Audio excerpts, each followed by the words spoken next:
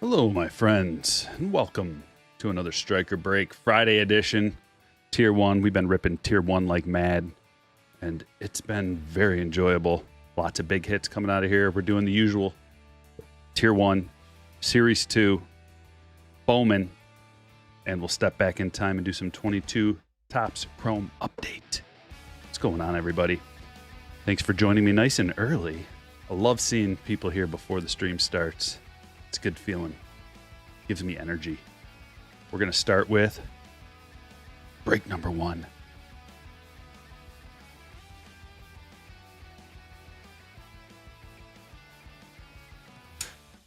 See if old Red Garage Sale M-Tech can do the trick. Does it have enough sharpness? Oh, I don't know if it does. Oh, just barely. We might have to retire old Red. I don't know if he's got what it takes. Doesn't look like it. Tough pulls, Tim. How are you? Justin, Mark, Jenks, Max. Love the Series 2 monsters. Yeah, those are, that was fun. That was one of the funnest rips out of Series 2 that I've had. It might be the best. It might be my favorite format. And that's why I like to wait until I've ripped all the different formats, or at least most of them. Like, I haven't ripped a super box, which some people have commented on, like, hey, what's up with the super box? I typically don't rip those. I save those for the kids. It's more of a youth-oriented type of a rip, in my opinion, just because of the kind of stuff that they have. And it's not a very good dollar per pull, okay? So I don't find a lot of value there from a, I don't know, like a dollar per card standpoint, dollar per parallel, anything like that. So usually I don't open the super boxes. Framber Valdez to 199 is the first hit of the break. And I'm on the right spreadsheet. Astros, Eric. We got multiple Erics. Eric B. There's multiple Eric B's as well, so that doesn't narrow it down. Adrian Beltre's been coming out of here. That is a clean card. 29 of 49. That SIG is phenomenal. The blue foil is spectacular. We got a napkin swatch there, but it is game used. Certified jumbo autograph relic. For the Rangers, Brian. Wade Meckler to 299. And a bonus hit, Adley to 99. Couple of black pieces. Sean Noel is the base card. Overall, a lot of good feedback about Series 2. But we've got some more new releases coming right around the corner. We're kind of getting into that part of the year where things are moving and shaking in the baseball card world. This is the prime time. What are the new releases coming out? I know that's the question on everybody's mind. While we discuss it, how about we do a little retail trifecta? I like this Fanatics box, Blaster box, Hanger box. We're spreading around value with all the different kind of exclusive parallels. And I don't have any more monster boxes. I ripped all of them for that last video, so I appreciate everybody that watched that video. It's expensive to do a personal rip like that, but I wanted to give a good sample. As far as, like, you know, if you just open one box, 2 boxes even, that's not a very good sample. You could get a good box. You could get a good run or a bad run, and it can skew your thought about what's good and what's not. So I like to try to give, and that's all that I got. I got 8 boxes. I opened every one of them, and done and done. I'm done with it. It was fun. It's like, I feel like I got good value out of it. The auto I got was good. Probably send that away. A lot of people have been asking about some of the singles, and if you're one of those people, I will list some of them on eBay. I just don't have time. I haven't had time. Maybe this weekend I'll try to get some stuff listed, but I'll probably get some of it graded too. I just haven't even gone through any of it. I don't know. I might just list it all raw. I don't know. Was that a whole case of monsters? I've got those from Fanatics, and that was, I think, the maximum that you could place an order on. And there was no case. They were just sent in, I think, like 4 of them. They sent 4 or 2, maybe 2 of them in a big bubble wrap thing, and then inside of a master box. That's what it was. It wasn't like a case. First, the hanger box. Chrome Shohei. Blue Cedric. Rainbow foil Luke Little. Satchel.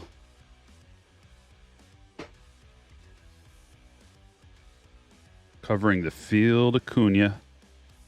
And a couple of yellows. Badu. Cropley.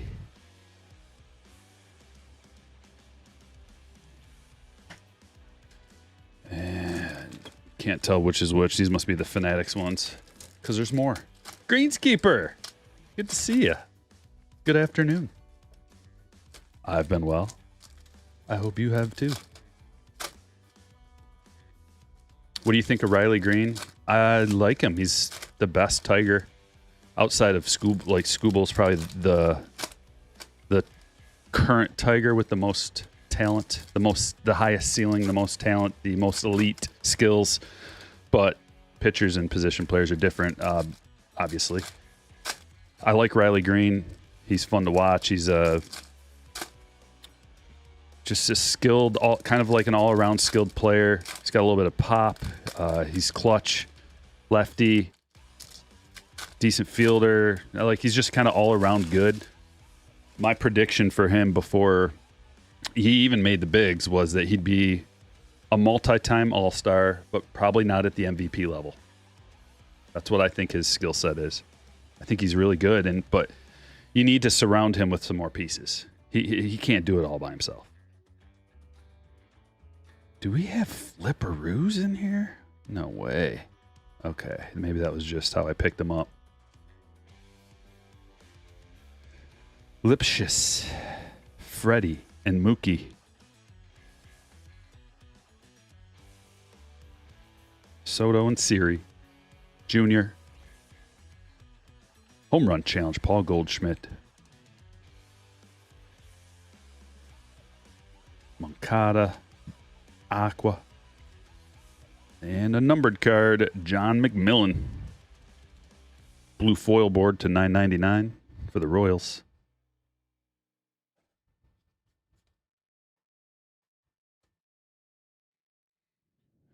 Who do you think is going to get traded at the deadline? I don't really know.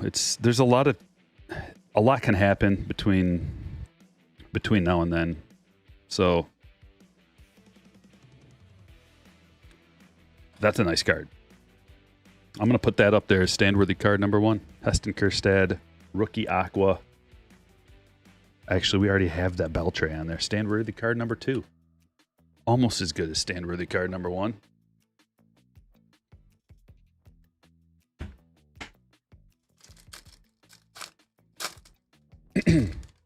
No, C-Mac, you're right.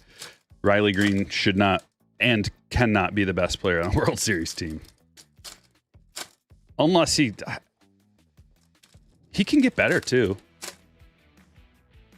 Like, if the dude can hit for 300 with 35 home runs and 100 RBIs, 100 runs scored. It's tough to get 100 runs scored and 100 RBIs, but it's definitely possible if you have a good team around you. And, maybe a dozen stolen bases with good defense. Like, that could be the best player as long as you've got a solid team around it. The going to work Pistons didn't have like that superstar player. They just had a bunch of solid pieces that played as a team. Baseball's different, but you get my point. Can happen. Gary Carpenter, hot dog parallel.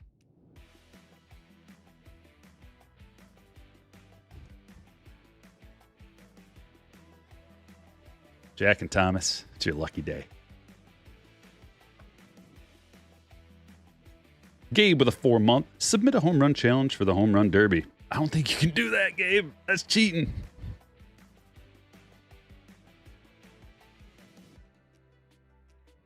But I've been thinking about it an awful lot that I need to get round 2 of my home run challenge cards in. I'm just going to wait till after the All-Star break. See how things pan out, but The totals are up like they always are in midsummer. Game totals, how many runs that they're going to score it's way up. Home runs are up. Humidity is up. It's like the perfect time right now. I kind of wish I would have got him in this last week. I'm a little nervous about, like, when is the last day before the break of the schedule?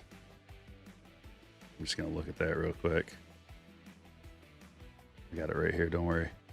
Okay, so we got a full slate of games today and tomorrow and Sunday. Okay, so there's 3 more days. I might get some in tonight because I think Saturday, everybody should play Saturday, but if you're in the All-Star game, maybe you get Sunday off. And I would hate to put in some home run challenge cards in for guys that are going to just sit because they're in the All-Star game or whatever, because that's most of these players are All-Stars. Look at this. We got a relic. Sneaky relic out of a blaster. Zach Gallen.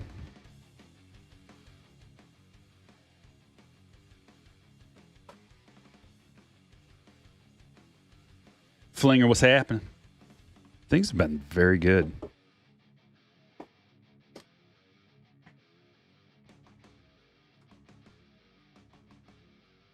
Talkman. Snell. It's going to be it out of our retail rip.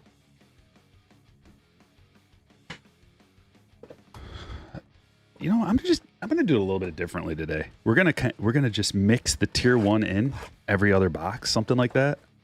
See how that treats us. What's the card on the right? That is an Adrian Beltre blue parallel to 49 jumbo relic autograph. And that's game used. What type of cameras do you use, asks Matthew. I use my cell phone. That's this right here. And then up here is a Canon. It's Canon something. EOS. I don't know the exact model. I forget. I've had it for years, and I just don't remember. Tyler Soderstrom to 75. We got another jumbo relic auto. Going to the A's. Some goodies in here. Oh, there's some goodies. Corbin Carroll sprint speed. Everybody's always wondering, what happened to Corbin Carroll? What's wrong with Corbin Carroll? I don't think that you should worry too much about it. Tell me that's an autograph. Oh, no, it's our base card, but it's numbered to 10. Pedro. And Devin Williams. Very sweet. Let's get Corbin up there. If I had to make one prediction, and you remember this and hold me to it, okay? Everybody remember this and hold me to it. If I had to make one prediction for next year that's like kind of off the wall, people may scoff at it. It would be that Corbin Carroll bounces back to somewhere close to his rookie season next year. Do you have any tips on how to grow YouTube channels? Oh, yeah. Oh, yeah. We could talk all day about it. Number one would be, I guess let's just focus on sports card channels or baseball card channels in particular, but sports card channels in general. You have to do what you love. So if you love opening baseball cards, you have to not care about any of the other, don't care about how many people are watching or monetization or any of the other stuff like that. Just enjoy what you're doing and it'll translate to the audience. I think that's the most important thing. Mike Trout here. Rodriguez. And we got an autograph. If you enjoy what you're doing and you don't care about anything else, it'll translate. And then after that, you can start making it better. So after you get a few, maybe a dozen videos under your belt, then you can start working on making it better. And there's all kinds of ways to make it better. Connor, this one's going to you, buddy.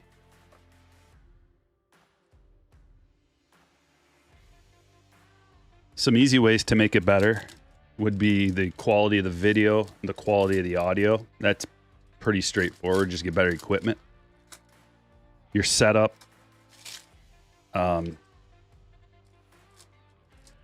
And then after that would be the consistency of the content, and it doesn't mean the same time every day or whatever. A lot of people think that means like every single day at 3 o'clock I post a video or I make a stream or whatever. It doesn't mean that consistency. It just means that you are constantly making content, and you have to want to make that content too. You have to like be inspired. If it's a hassle, then if it's that early in your game, in your career, or whatever, in your channel's history, and it's already a hassle, then something's wrong, and maybe rethink things. The title and the thumbnail are really important to a certain extent. When you're first starting out and nobody knows who you are, you want to have a good thumbnail and title, and that's a whole thing, learning how to be like a graphic artist. There's a lot of time that goes into that.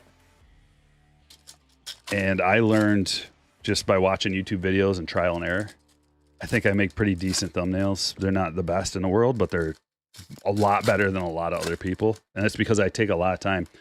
It takes a lot of time to make a good thumbnail. It's not like you just snap your fingers and make one.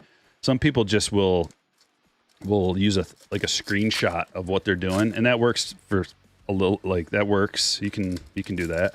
And then there's some people that have huge channels that don't work on their thumbnails at all because they already have an audience built up and it doesn't matter. But if you're first starting out, you need people to take a chance on your video. And that is when you have a good title and thumbnail that work together. And you can watch all kinds of videos on how to do that. But it may seem overwhelming at first, but when you learn how to do it and you learn the little tricks with graphics, then like your knowledge just builds on top of itself, and then it becomes second nature, and you can get quicker and quicker at making that stuff.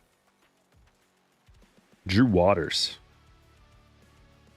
to $4.99.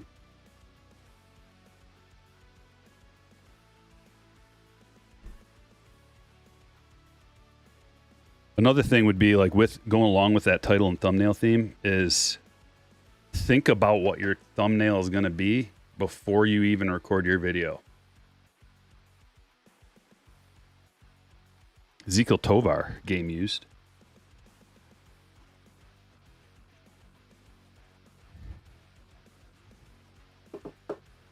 Going to the Rockies. Christopher.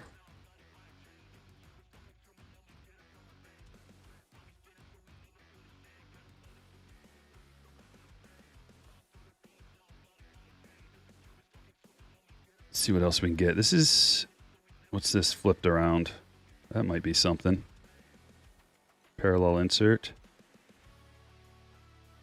Yes. Oh, yeah. That's a black fantasy favorites, Juan Soto. And you can tell because this little lightning in the background is black and normally it's white. This might be one that you pass up. And this is one of those things that if you go to flea markets or card shows or anything like that, and they have like the dollar bins that you can thumb through, you might be able to find these insert parallels for like $1 or something and, find a little bit of a bargain. Keep your eyes peeled for stuff like that. See, there's the normal one with the white. Home Run Challenge Bryce. Kyle Hendricks.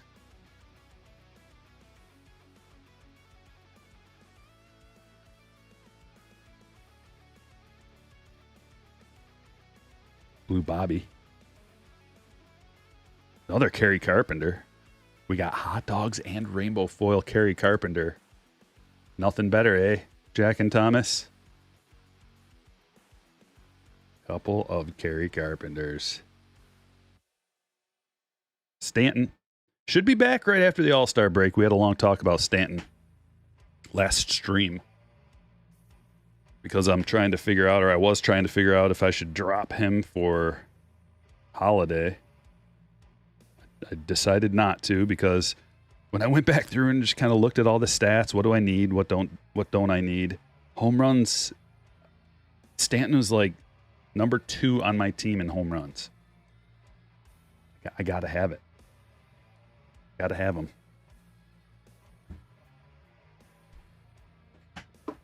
And if he goes down again, so be it. I'll pick someone else up.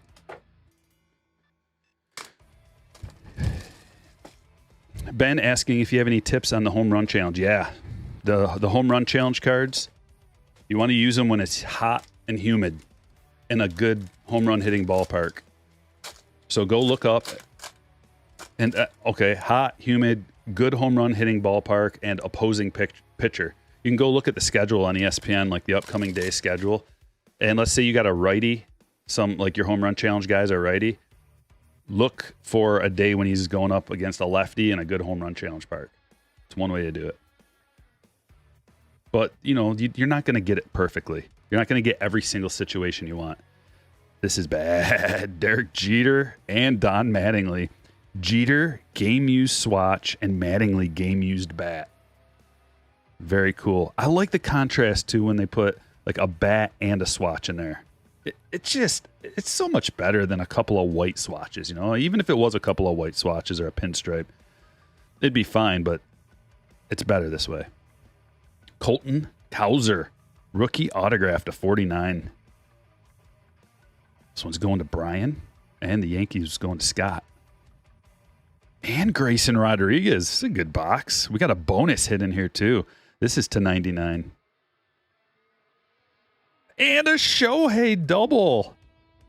Jeez, game used with the red and white contrast. That's great.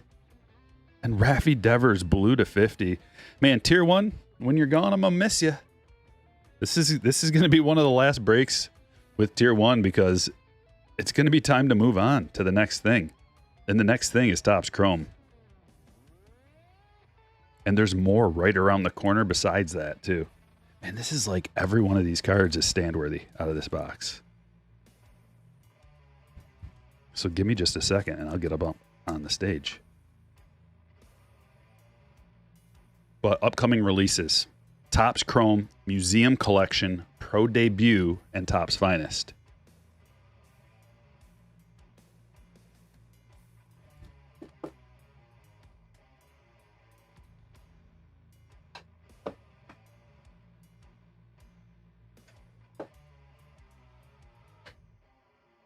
That box was insane.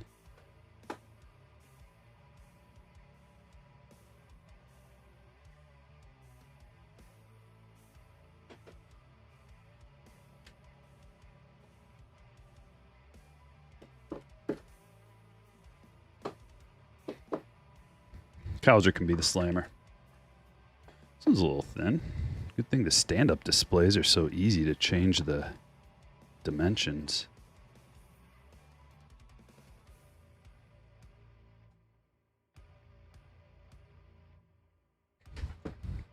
Bowman. Out of those four, what's going to be the more hype release? Topps Chrome is going to be the release.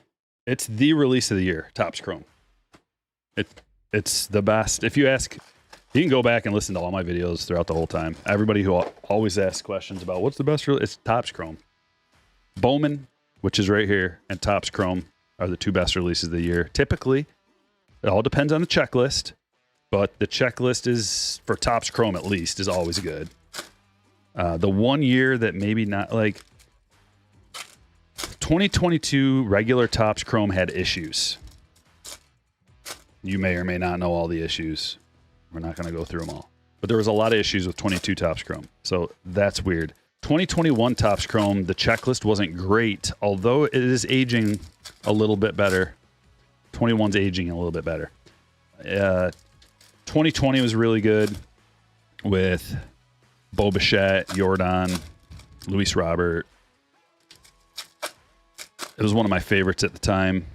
I get the Luis Robert not playing a whole lot consistently affects it because he was like the number one guy, him and Bo. And Bo's kind of like, Bo's a multi-time All-Star. He's great. But you go back to 2019 with Vlad, Tatis, Pete Alonso, Kyle Tucker. 2019 is really good. 2018 is even better with Acuna and Shohei and Pals, Devers. And then 2018 Topps Chrome update had Soto with all those guys because they had like two versions of their Chrome rookie card. So 2018 is a little saturated, oversaturated because most of the superstars got like 2 different versions of a chrome rookie, and not to mention the rookie debuts. Chrome release date is the 17th. So, and people are going to be starting to get their cards starting today. So you may see some videos posted. As soon as I get mine, I'll upload a video. So make sure if anybody hasn't hit the notification bell, make sure you do that. So you can be one of the first to watch the release. It'll help you guide your decisions on if you want to buy the wax and what formats you want to buy. I try to show everything and tell you everything I know about the releases. Oh, that's a nice hit right there, right away. Namala, yellow crater, and that is numbered to 75. This is one of the sneaky big prospects out of this release. Keep your eye on him. It's going to Toronto. He's got the Jays. Eric.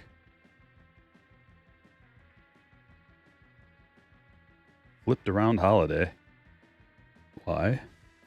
Don't know. Mason Wynn. Mini Diamond. Bonilla.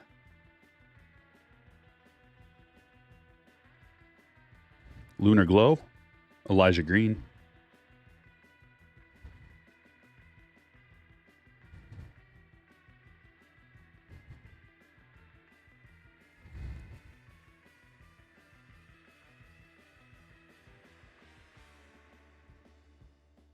Drew Jones, Rising Infernos. Okay, here comes something. Wow. Namala box.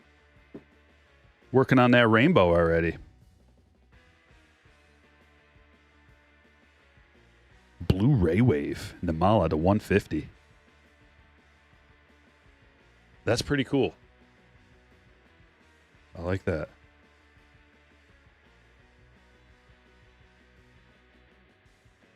We've got more coming out of here. We got to get an auto still. Tamar Johnson to 250. High-end prospect.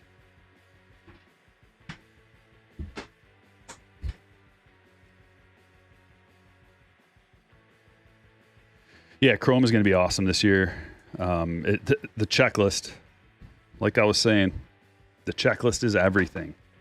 And when you go through this checklist, this is probably the most loaded checklist since 2019, maybe? I don't know. What do you guys think?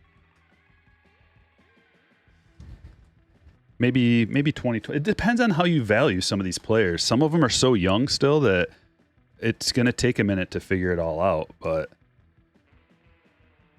Chorio, Langford, Merrill, Holiday, Mason Wynn, Junior Caminero, Ellie, Jason Dominguez, Keston Herstad, Lawler, Imanaga, Yamamoto, Lee. There's a lot of really good rookies. And a lot that have it's about the ceiling too. Not all rookies capture or encapsulate their ceiling in their rookie year. Some of them get called up when they're really young. Some of these guys are really young and it's going to take a minute, but it's about potential, upside, ceiling.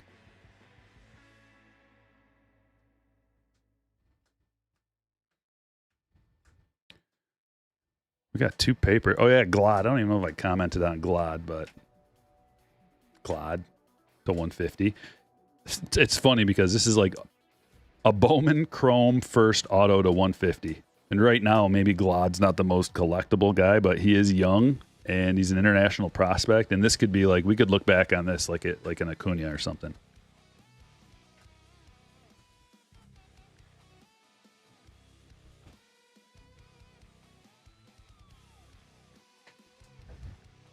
That's one of the fun parts about collecting and opening boxes. It's one of the things that my Wax versus Singles series, I talked about it briefly, where it's like the potential upside for the future.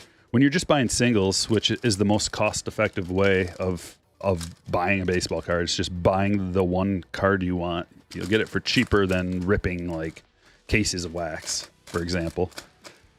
But one thing is there's a lot of cards you get when you're ripping wax that you didn't even think about at the time that you can come back on a year or years later and find like stuff that has value that's worth some moolah that you didn't even think about. Bregman to 149. Joe Musgrove. I like the camo relics. Relic auto to 199. And Paul Konerko to 299. Going to Connor. And Fernando Tatis Jr. to 75.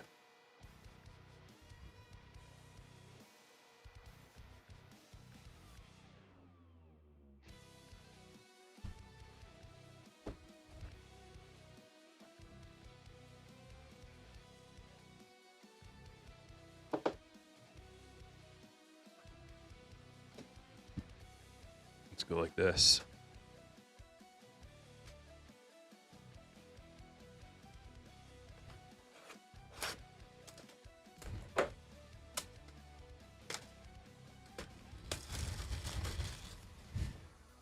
Paul says, been chasing Ellie De La Cruz all year. My PC's getting good. Want his auto on card. Yeah, that would be cool. I don't think I have ever pulled a Ellie on card for my PC. Although I did get the sticker auto number 220 or 25, whatever it was, from the National Convention. I sold that one.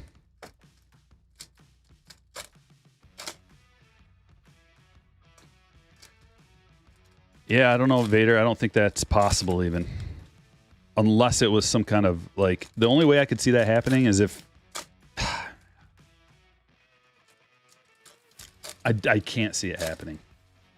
Because they would be in Topps Chrome based on their stats. Well, they would be in Series 1 or Series 2. Basically, everybody who's playing in the majors that has any kind of relevance is going to be in Series 1 or 2, unless it's like a rookie that doesn't get called up until a certain amount through the season, and then they're not going to have enough time to put up those stats anyway, really. However, Skeens is showing that you don't have to come up initially. You can still, like, he might, I don't know. The sky's the limit for that guy. He's going to be the All-Star Game starter. He's crazy good. Almost threw a no-no. Probably could have had a no-no, and they pulled him, which I would have kept him out there, but I'm not concerned about his longevity like the Pirates are. I'm just coming at it from a fan standpoint. Like, keep him in there. He's a young horse. He can go out there for... I mean, now maybe he's never thrown more than...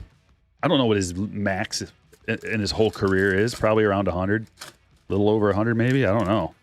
So if it would have taken him 135 pitches... Could have caught... I don't know. I guess the theory is it could cause some kind of long-term damage, but back in my day, pitchers used to throw complete games all the time. 165 pitches. Plus, Skeens is like, he's a different type of dude. He's not just some little guy that is putting every amount of force on every ligament and muscle in his body to generate that. He is like a Clydesdale up there, just like chucking the ball, you know. He's not overly exerting himself, it doesn't appear. Julio.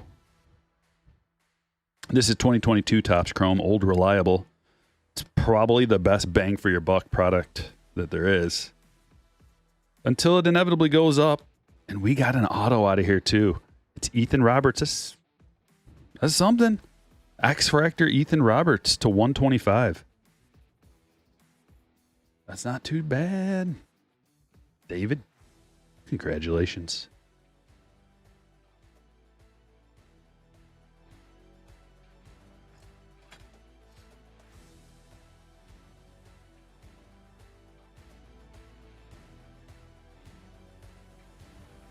Stephen Kwan purple. Look at that. That's a nice looking card. That's nicely centered. I'm gonna wait. There's some fluff on there.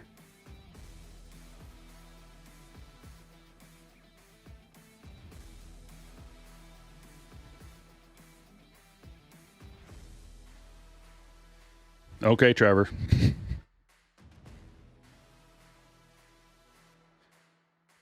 Every pitcher's got a vulnerable elbow. Can we agree on that?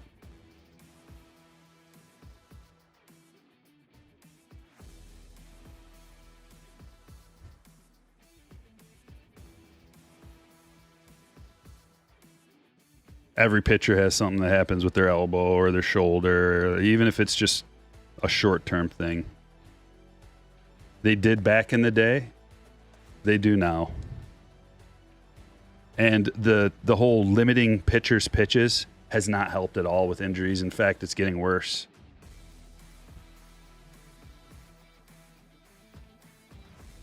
And I'm coming from it from a fan standpoint. Like I said, don't care. I mean, the selfish man in me doesn't care about his longevity. I want to see a no-hitter. He's not on my fantasy team. I don't like the Pirates, but I do like Skeens. I'm not the manager of the team, nor the owner, nor a fan of the team. So I'm just putting it out there like where I'm coming from. Might not be the best idea. It's probably a horrible idea. But from a selfish MLB fan, pitchers come and go. I want to see a no-no. You can put that on a shirt. Randy Johnson. Maybe I will. That's the $199. Maybe that's the next Stryker break shirt. A big like AI generated Paul Skeens face that says pitchers come and go. I want to see a no-no. That sums up my stance perfectly. And then you may say, well, what about Scooble? What if Scooble was in that very same situation? Would you feel differently? Nope. I want to see that no-no. I'll remember it. I'll remember that. Just like the almost perfect game from Galarraga. What if they would have pulled Galarraga and like it never would have happened? Right now, no one cares about Galarraga other than that one thing. And from a baseball standpoint, I'm sure his family cares deeply about him, right? But you know what I mean. What if they would have pulled him early and that never would have happened? And that wasn't even official, so. And then the other side of it is like, maybe, like, probably nothing would happen and he'd be just fine. So, what about that? Ifs and buts. Lots of them. What ifs? And we don't know. I think he'd have been fine. He'd have been fine. He's young. Heals quicker. He's like Wolverine out there. He just heals right up. Everything's fine. Hunter Goodman. Okay, we're working on the shirt. It's Skeens with like a full Wolverine costume. And it just says he'll be fine. I want that no-no. Outman Gold Cup.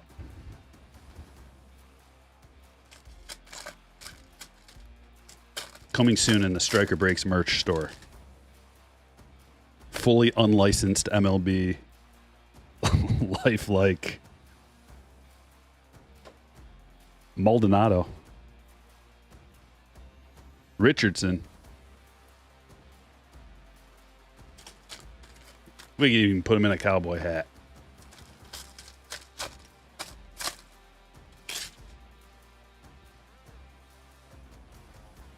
Need more respect for Reese Olson. He's doing real well. I respect him. Look at this. Jose Abreu. Of all the cards numbered to 25 we could pull, Jose Abreu game used. He had a nice run, didn't he?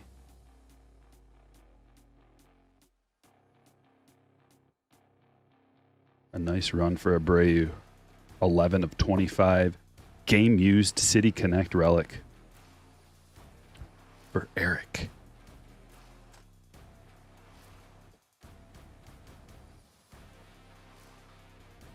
Adam Duvall, green.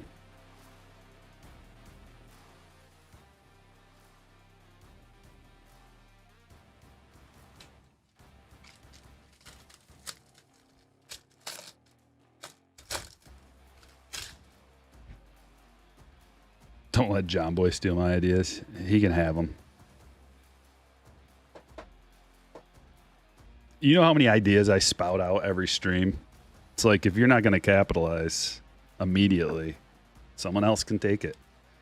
Jackson Churio, we got a short print. Going to Greg. Congratulations, Greg.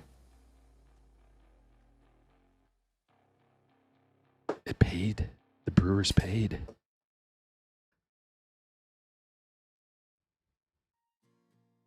Fanatics is sold out of Series 2 online, really. That Abreu patch could be worth thousands one day? What? Thousands of pesos? I don't know how much a peso's worth, but not much. Thousands of Indonesian, I don't know what they have either. I'm not an expert on foreign currency. Gunner. Player worn Gunner. They chimped out on us. Evan Carter.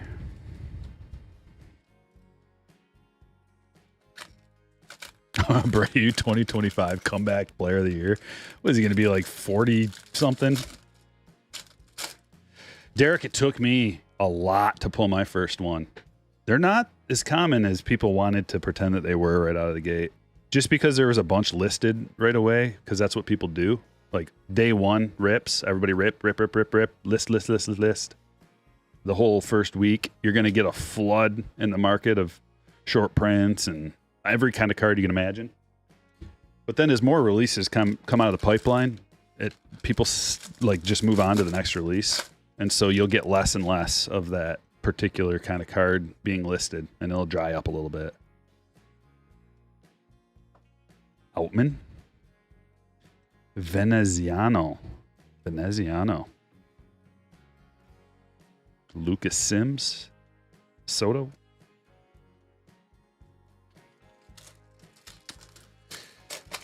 All right, Eric, we can use Zimbabwean dollars. Yeah.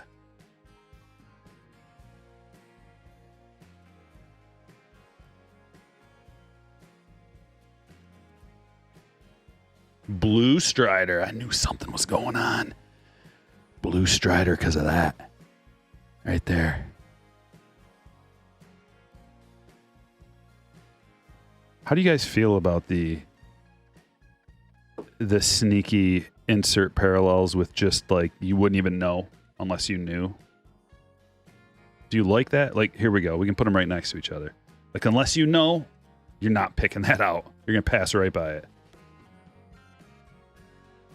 Part of me likes the treasure hunt aspect of it, or like the Where's Waldo type of hunt.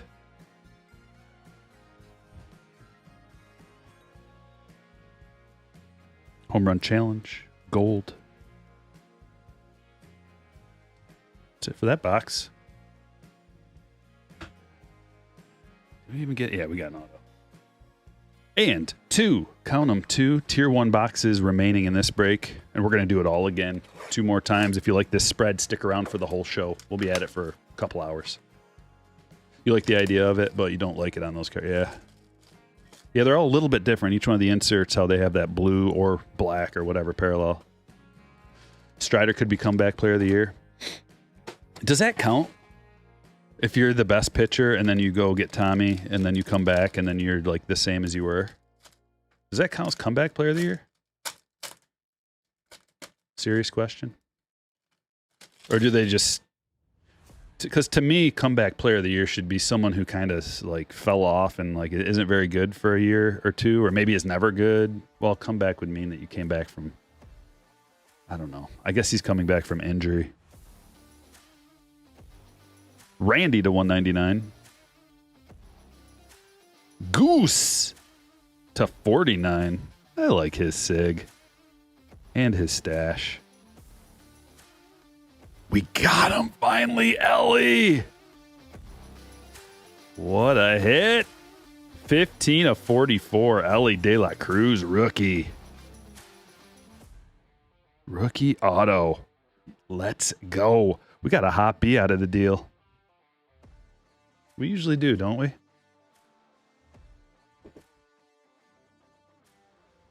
We got 2 more cards. Let's check them out real quick. Only a Hall of Famer. Dual. Patch and a relic to 25. And Goldschmidt.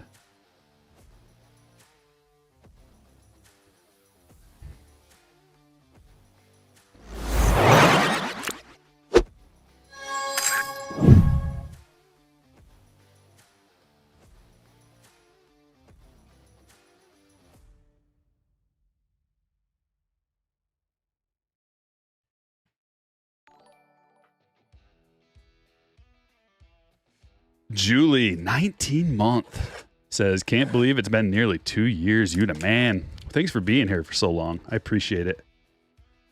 All the long-term hitters, slammers, absolute legends. I appreciate it greatly. Yeah, I like that, Scott. Profar comeback player of the year so far. Yeah, absolutely. He's been amazing. I still remember our early season conversation about Profar. Like how, remember before he was even like, just, was it even preseason or early season when we were talking about Profar? Like, you know, this guy is like former top pick, has always been like, you know, like a guy on a team, never the best player, switch hitter. So he's like valuable still. And then he has a year like this. Corbin Carroll, tier 1, die cut, game used. To 199 for Kurt. Congratulations, you say. Oh, indeed. Numbered to 10, Henry Davis. Dual game used patches and an auto on there. That is a great Pirates hit for John. That looks awesome. Those 2 patches in there. Numbered to 10, let's go. And a Kenny Lofton auto to 99. Gavin Williams.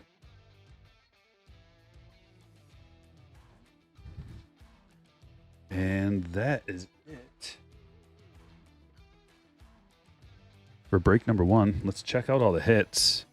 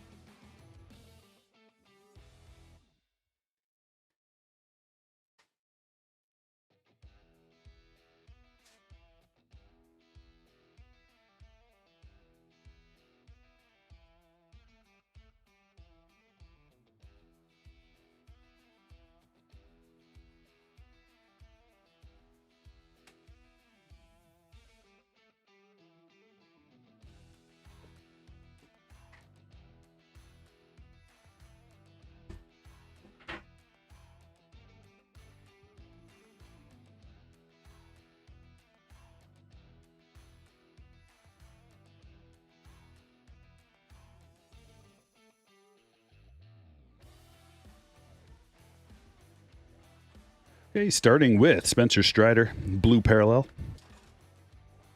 Gavin Williams, Randy to 199. Goldschmidt, Verlander to 25. Gunner, player worn. Adam Duvall, number to 499. Fernando to 75. Bregman to 149. Vradenberg to 399. Termar to 250, Devers to 50, Drew Waters to 499, Devin Williams to 149, Pedro, number to 10, John McMillan to 999, Framber to 199, Adley Duel to 99, Sean Noel rookie, Kenny Lofton to 99, Goose Gossage to 49, Joe Musgrove, a relic auto to 199, Soderstrom to 75, Meckler to 299.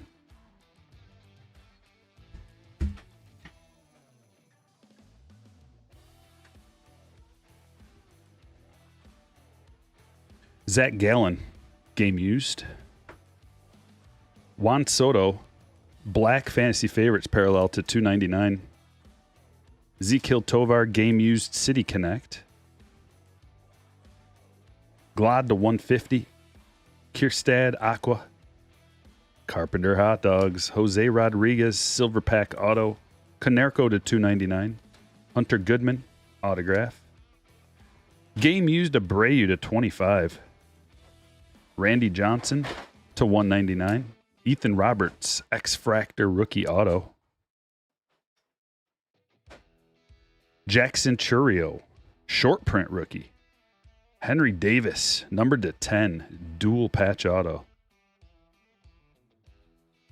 Tier 1 die cut game used Corbin Carroll.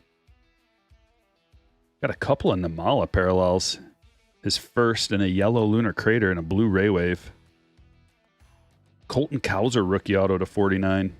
Grayson Rodriguez to 99. Shohei dual relic to 99. Adrian Beltre relic auto numbered to 49. The blue looks great. Dual game used Derek Jeter and Don Mattingly numbered to 149. Corbin Carroll autograph numbered to 75. Sprint speed, significant statistics. And Ellie De La Cruz rookie auto to 44. Sweet.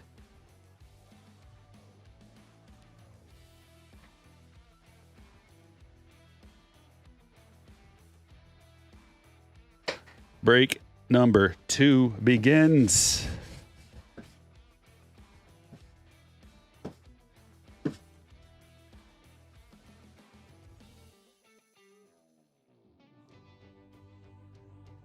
I'm going to start with this.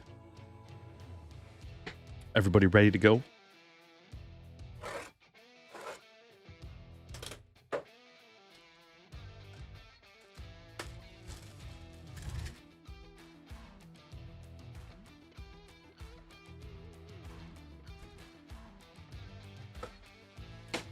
I think... Well, that's weird. I think Ellie should be an all-star starter. Trey Turner's awesome, but I think Ellie had a better first half.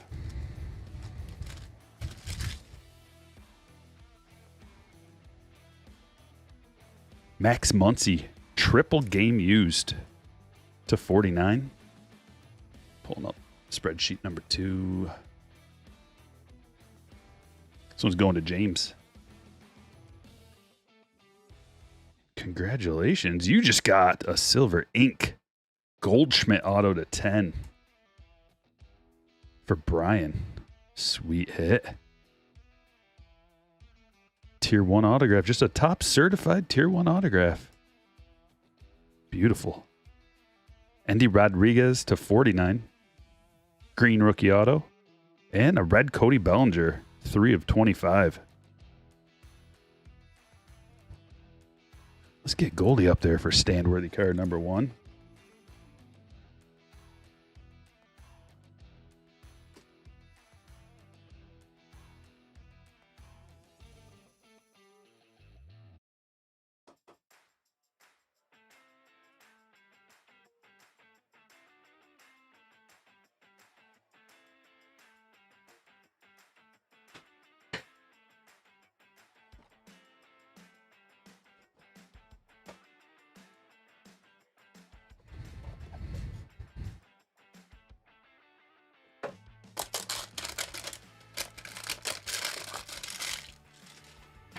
Marcus, probably not if you're trying to sell it, because they have factory sets of Series 1 and Series 2 put together for a factory set. So usually it's not worth it because those factory sets, they include like extras. So it's more worth it in most cases for someone to buy a complete factory set than it is to buy it from some stranger on the internet or whatever. But for update, that's a little bit different because they don't put update factory sets together. So that would be more worth your time probably putting that set together. Also, Topps Chrome I put Topps Chrome sets together. I sold a bunch of them last year. Now it's probably, and the reason for that is it's probably a better use of your time just to take the MVP buybacks out of there and get your $40 credit, because there's not much left after that $40 to make a complete set. But you know, it's just kind of up to you of like what you feel your time's worth. If you have no problem just sitting there putting sets together, if it's kind of fun for you anyway, which it is for a lot of people, you know, that's one thing. But if you're super, super busy and you're really struggling to put a buck or two together, I don't know. You know, worth it for some people, not worth it for others.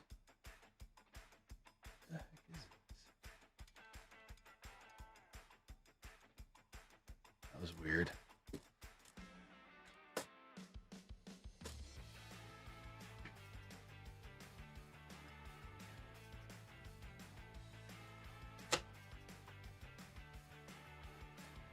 Stream's lagging a little bit. Make sure you hit that like button. Subscribe to the channel. Appreciate it. If you like what I do here.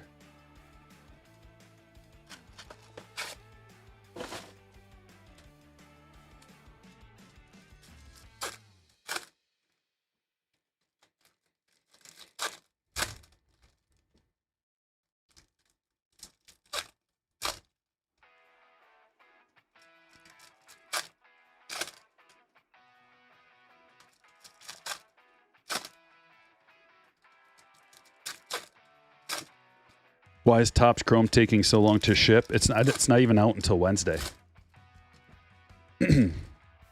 Alan.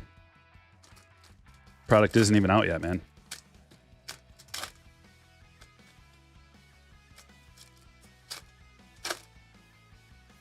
Scott's trying to get the Tier 1 Merrill Auto Rainbow. Yeah, that should be expensive. He's an elite talent on a really good team, so his numbers should be very good. He's proved that he can pretty much hit for average. He can kind of do it all, and then if you can do it all with a team like that around you, you're going to get a bunch of RBI and runs scored opportunities.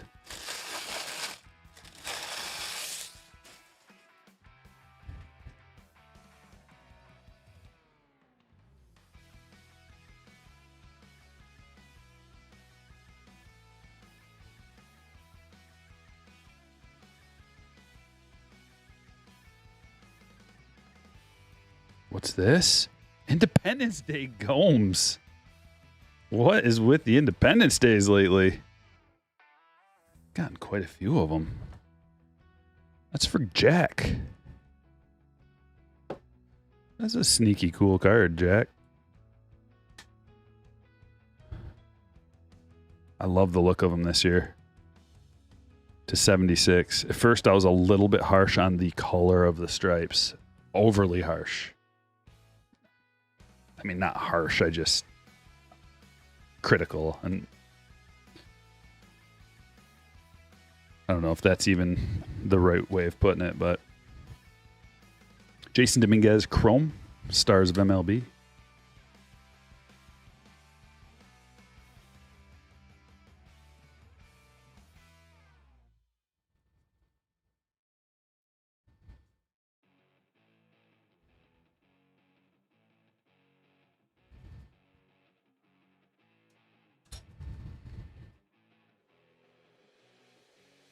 Fanatics box. Alex Cobb, John Means Aqua. There's a gold Austin Wells rookie. That's not too bad. Not too bad. What is this? There's this weird blue stuff on here. You see that?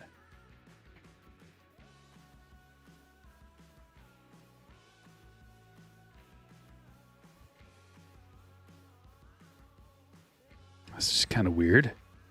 I wonder if we've got... Hopefully that means there's like a cool blue relic in here that flaked off a little bit. I don't know.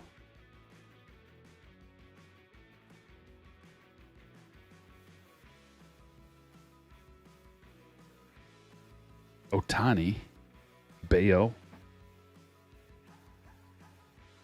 Ichiro, another Chrome, Trey Turner, Nolan Gorman, Future Stars Aqua. It's Ellie. That's a nice Otani, actually. I do like that. From a base card standpoint, not often you get just a regular base card, not a rookie that you can sleeve up.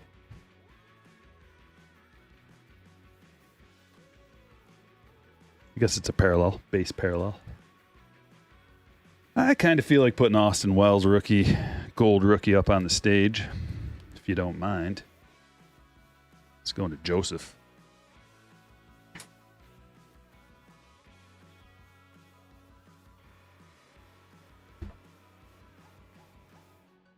And I hear you in the background. You're like, if you're going to put that Austin Wells up on the stage, why not put the red Cody Bellinger to 25 up on the side? That's a great point.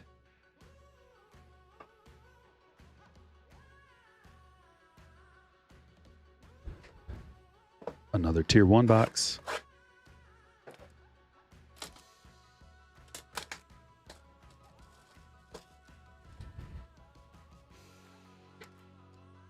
Cardboard dust. Yeah, but it was like, I don't think it was cardboard. It felt plastic. Remember that relic we got the other day that was the grip tape? It felt like that material. Rubber. Have you got any Kevin Hart SPs? No. Hey, Stan. Jackson, what's up?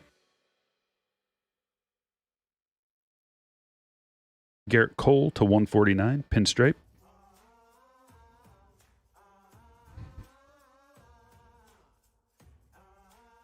Young Thick to 75. Relic auto. Going to Russell. And Jordan Wicks. Breakout auto to 49. Going to Jack. We got another Cody Bellinger. Parallel to 125.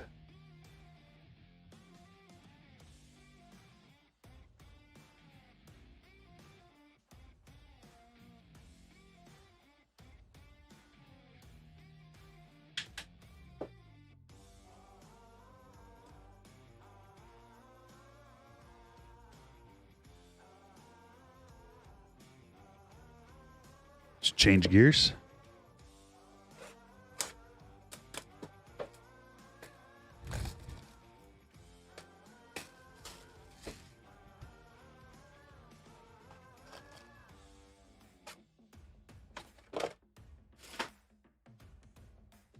I suppose, I was just thinking about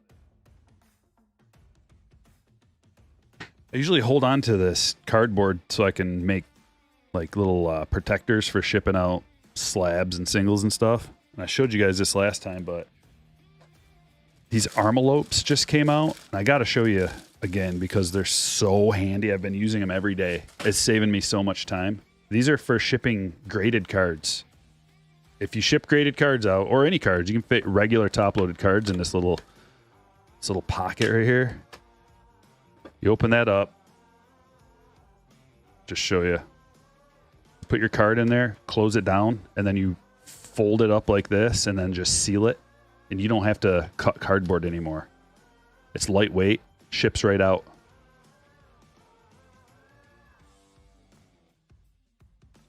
Cardshells.com. Use code StrikeForce. Save yourself some money. Get a little discount. Have you pulled a lot of true image variations from Series 2? Not a lot. Are you talking about the true photo? Okay, so there's 3 different things there. The true photo variations, or the rookie short prints, or the golden mirror image variations. Which one are you talking about? The answer to all of it is no, not many. But sweet, Chris. Have fun, man. Sounds awesome. Patreon members only for breaks. Yeah, but every once in a while I will send out a notification. So there's 3 little tiers. Let me just drop a link in the chat. So I got like 50 programs open right now. There's a lot that goes to making the stream possible. All right, here's a link. I'll just drop it in the chat right now. If anybody wants to get involved on the breaks, which Topps Chrome is right around the corner, and we're going to be doing a lot of ripping for Topps Chrome. Not only Topps Chrome, but Museum Collection and Museum Collection, Topps Chrome, Pro Debut, and Topps Finest. I don't do a lot of Pro Debut breaks, but I'll do personals for that because it's hard to sort because it's all their minor league teams. But there's two things. You can join the Patreon for free, and I can still send messages that way. Every once in a while, I'll send out a message to all the patrons. But if you join the Slammer tier, then you get notified of every single break. And there's a link that pops right up. And also, if you join the Slammer tier, you can DM me. You can direct message me about whatever you need, and we can communicate that way. It's a way to communicate with people that are like fans of the channel and want to support and also want to get involved in the breaks. And you can also subscribe to my website, which is free. It's just strikerbreaks.com. Just put your email address in there. That way I can send out an email every once in a while. Usually I'll do that like maybe once a month. Or if there's a new release that's like really popular and I'm going to be doing a lot of breaks, sometimes I'll send out an email about a break. But they sell out really fast. So you got to, if you have Patreon, download the app on your phone so that the announcement comes right to your phone and you can just click the link real quick and get in on the break. It also sends an email out too, so you'll get notified twice, and hopefully it'll give you enough time to get in.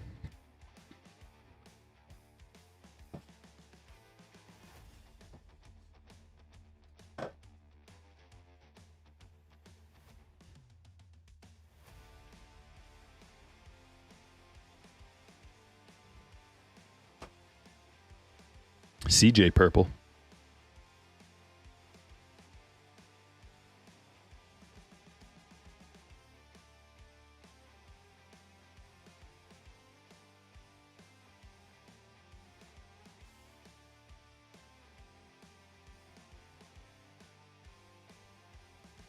Julio generation now.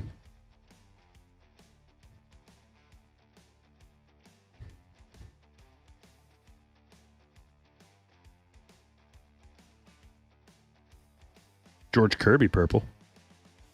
It's a true rookie. There's a Royce.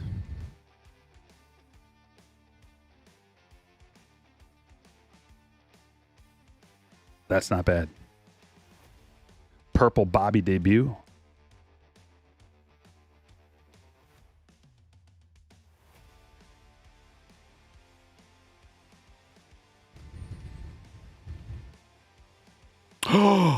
Whoa! That is a really tough pull. Blue to 199. You might think, hey, it's to 199, not that big of a deal. It is. These are tough. You only get one parallel like this per box. So, think about the amount of the checklist and then super tough pull. That's an awesome hit.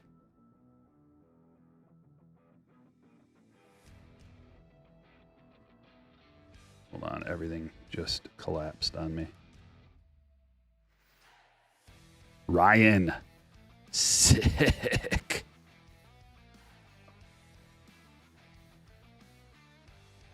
I never expected. I've opened a lot of these boxes, and to pull, it's almost always just some random, your parallel is almost always somebody that you don't really care about.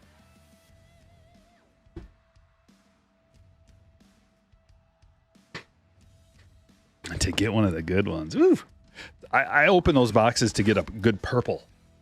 You get a purple per pack, so it's like purples are coming out of there galore. And to get a blue numbered, yeah.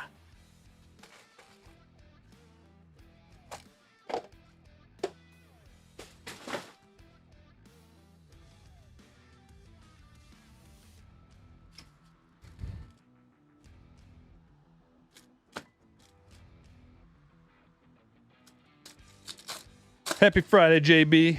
Charlie, Greetings. Greetings in Maine from Michigan.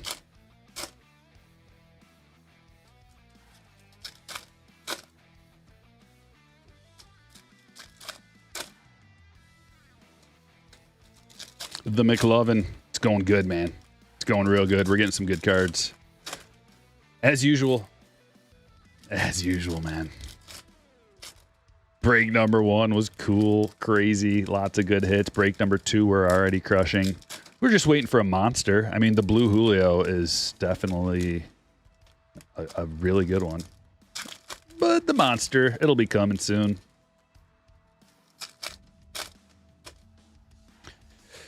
Use the code Strikeforce here. Alan, let me put the... There's the codes. Every one of those codes will get you a discount. Cardshells.com, use code Strikeforce. Dugout mugs, use Stryker 20. And stand-up displays, use Stryker breaks. But the card shells one is super handy because everybody needs supplies. Top loaders, soft sleeves, and card shells has all the best.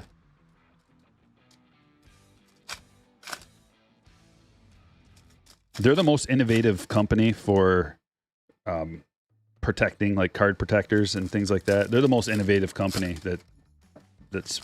I mean, they're like remaking the game. They're changing the game all around. They're basically like, what do collectors and sellers and dealers, what do they need? And then they invent it and create it, and it's awesome.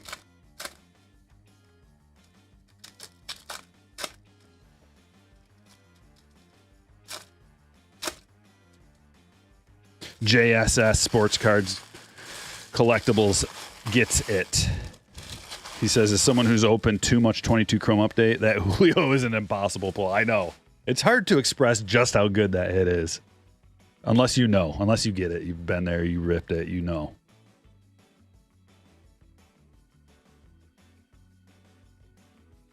I'd be happy if I opened up like a couple of cases and got that one card was the best card. I'd be like, yeah.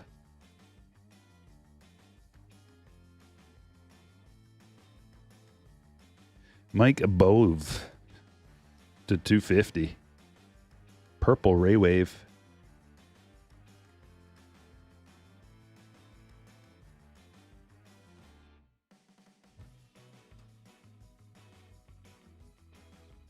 Jack Hurley Mini Diamond.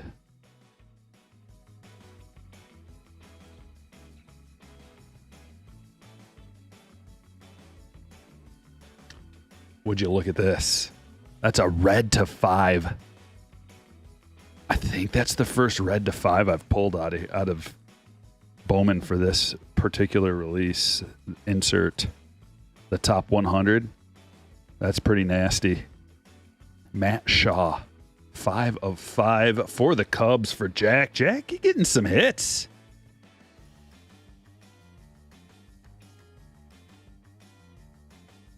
Sweet. I don't know where to put him. I got to put him like right here. That's a perfect spot on a little tier.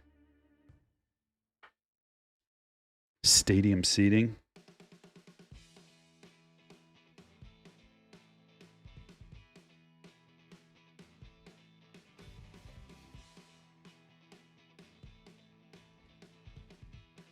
Tavion Josenberger. Or the Orioles, Craig. First auto.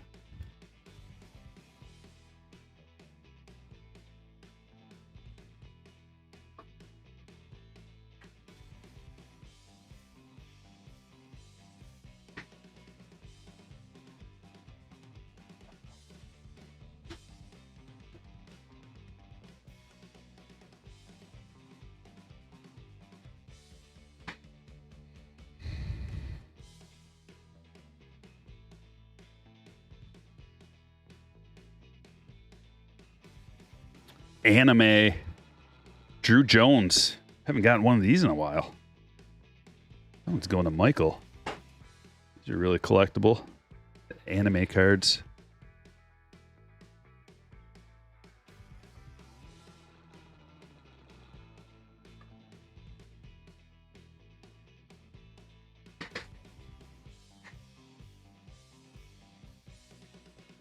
One sec.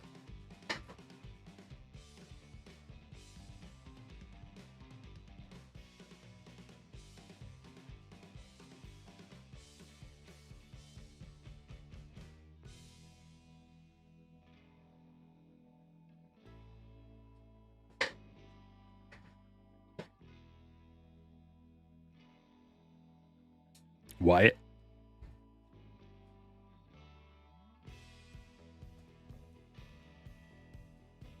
JD.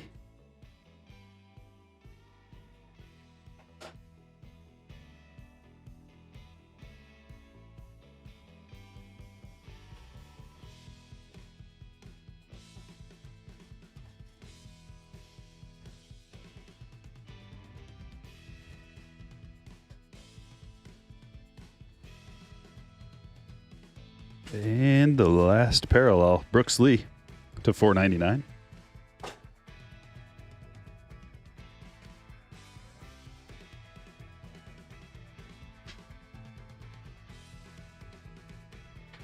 Next year's Series 1, Brooks Lee, James Wood, headliners, probably.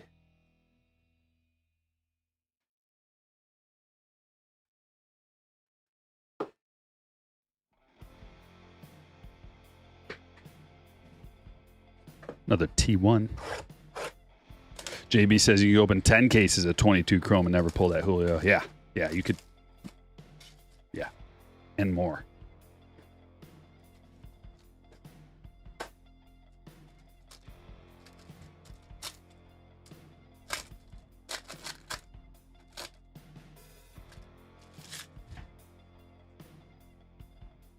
Bobby to 199.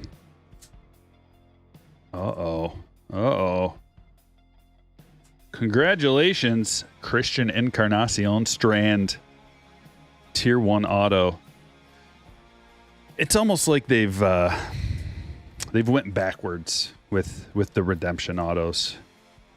I thought Mr. Rubin was promising way fewer. This release, it seems like it's got a few. Christopher Morel to 75. And Yamamoto to 99. There's just a little something down there.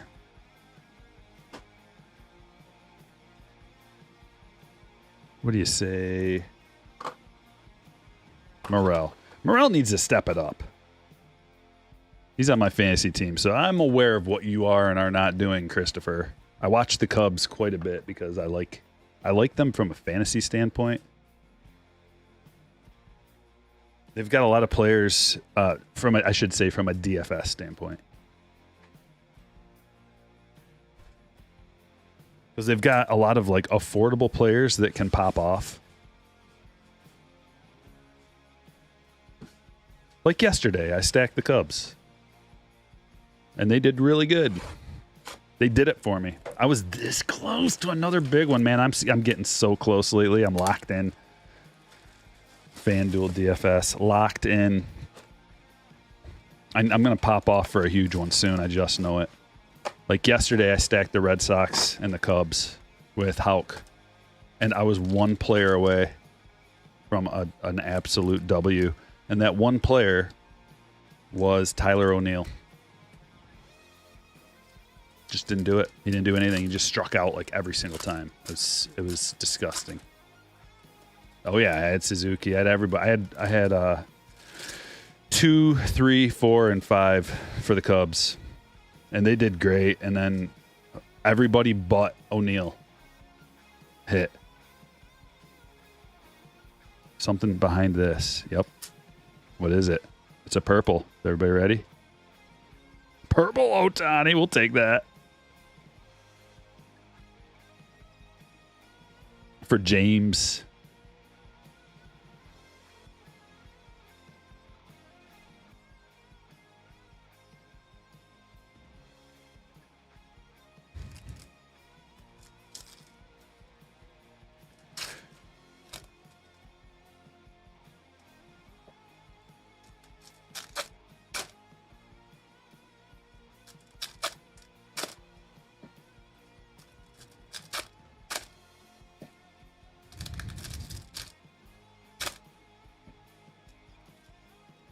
Yeah, Boston's been a good spot to stack hitters.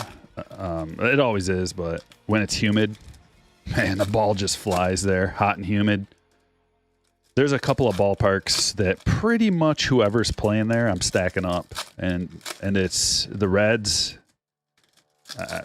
When anybody's playing in Cincinnati, I'm just stacking, and sometimes the Cubs when the wind's blowing out, and Boston.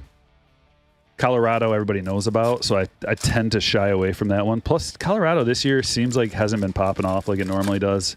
I think that's mostly because the Rockies' offense is really bad, and the team totals are just not what they used to be. I don't know if there's something going on with the humidor there, too. I don't know what's going on, but it just doesn't seem to be popping off like it normally does. But Great American Ballpark, and yeah, that's because it's usually humid. It seems like hot and humid. And it's great for home runs. It suppresses triples, which doesn't matter. People don't usually hit triples anyway. Suppresses doubles too. But Fenway is always a launching pad. I usually avoid people playing in Detroit. Too big.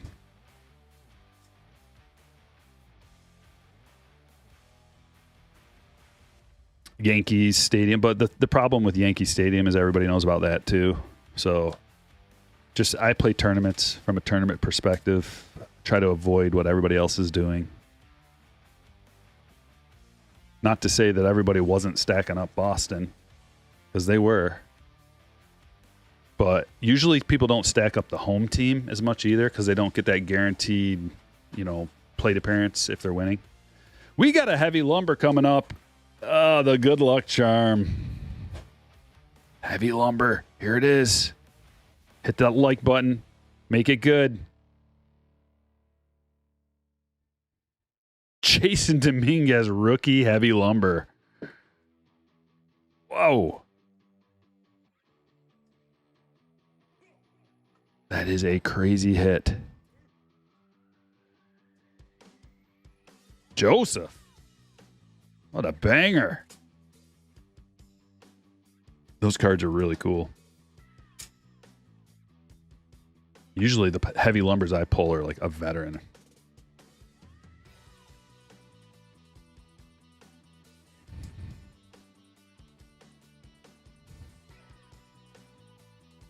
Oh, I saw De La Cruz and got excited. Saw the red and De La Cruz, but it's Brian. I believe Brian hit a home run yesterday.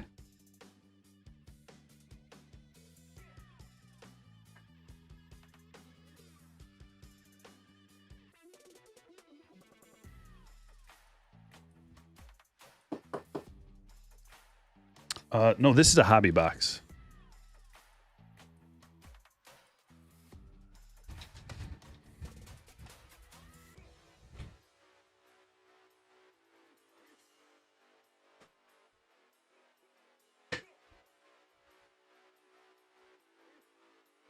Wrong De La Cruz, I know. Oh, come on. Oh, Platinum Performers. I keep looking for that 101. Whoa, this box is weird. Platinum Performers and heavy lumber. Wait a minute. Do you guys remember the Mike Schmidt heavy lumber? Did that box also have a Platinum Performers? Is that a thing?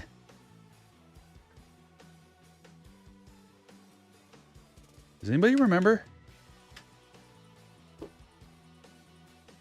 This was a little while ago.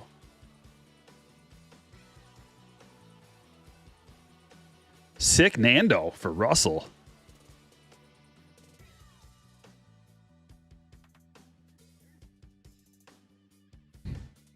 Always something here at Stryker Breaks. Am I right? Always something crazy. We got a red top 100, Jason Dominguez heavy lumber, Platinum Performers Nando, bunch of stuff, Blue Julio, a bunch of unexpected stuff. You think so? I think something's ringing a bell with that. Gibson Long. Julio Pablo.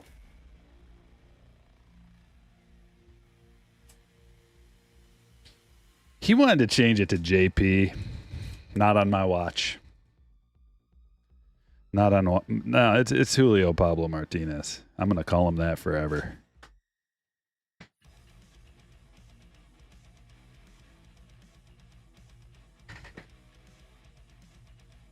JP, too generic.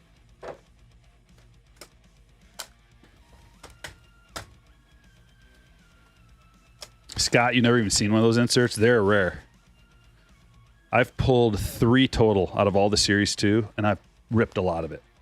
3 total. One of them was a 101, Pete.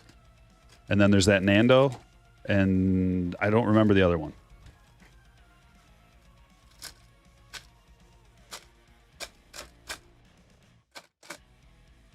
It was, if it wasn't the very same box as the other, as the autograph heavy lumber, if it wasn't the same box, I think it was the same break, but it might have been the same box. I have to go back and watch.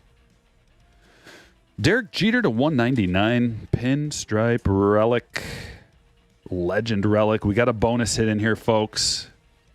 Adolis Garcia. Dual auto relic to 75. Emerson Hancock to 99. That's his blue rookie auto. And a bonus. Vaughn Grissom to 49.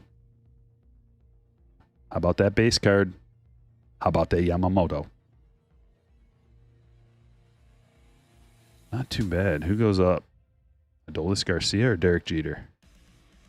Just a plain old Derek Jeter relic. I think beats the Adolis Garcia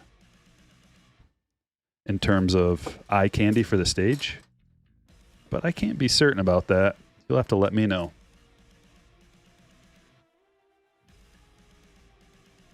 Jumbo box. Now we're talking. Was it an Ellie Platinum Performer, Jay? I can't remember. Mookie Bradley Jr. still a thing?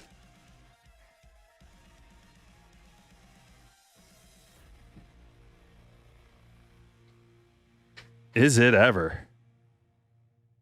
101. Mookie Bradley Jr.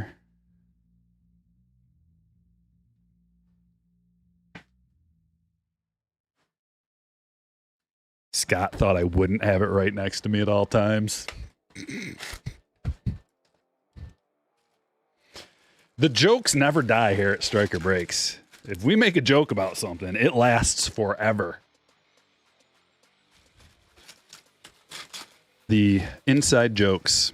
That's why you want to stick around for every episode. We keep coming back.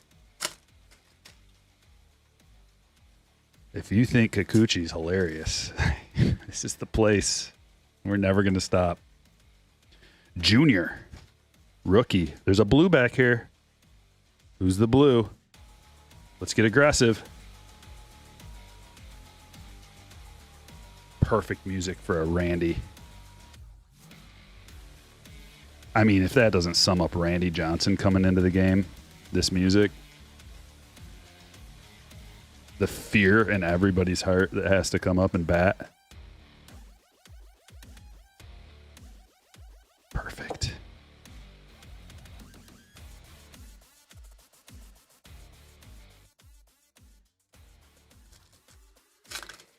Do you still do the Selig sweep? Occasionally, when it's appropriate. You don't want to overuse it. Kyle Tucker and Big Papi. Can't overuse it. Are heavy lumber worth sending in for grading? You know, I'd never sent one. But if it's a big one, yeah, probably. I don't know how those things grade out, though. I would imagine they're tough. But maybe not.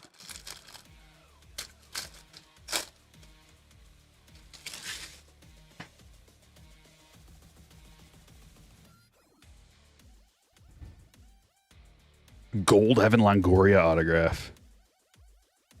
Wow. And his D-backs gold jersey. 34 of 50.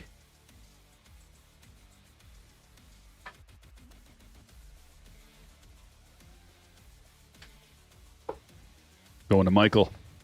Congratulations. Longo making an appearance. Badu. Gold Castellanos.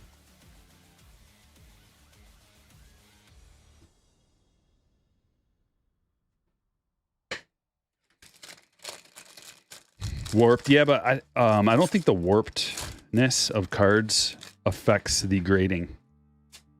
I've heard that before. Another Brian De La Cruz relic. What? What? This is the same one. This is weird. Two different boxes. One from a hobby, one from a jumbo. So it's not like there's some weird case collation or something going on. That's really weird. Well, David's got the Marlins, and he's like, okay. I mean, I'd rather have that than nothing, I guess.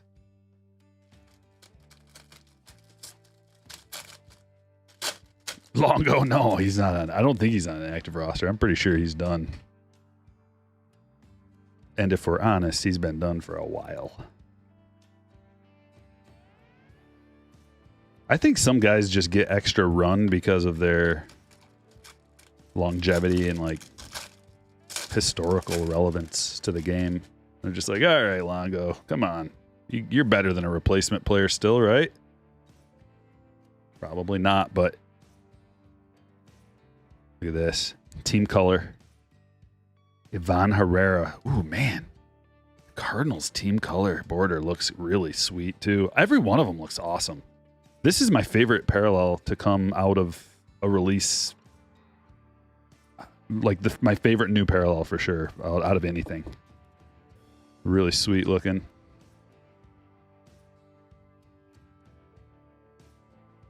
Piguero. Ellie.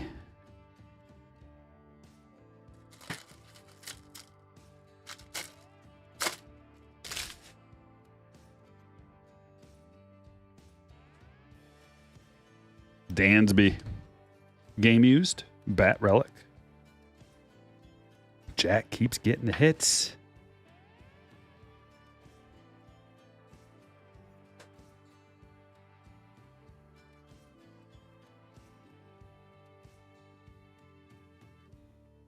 I'm gonna stack them up with your other card.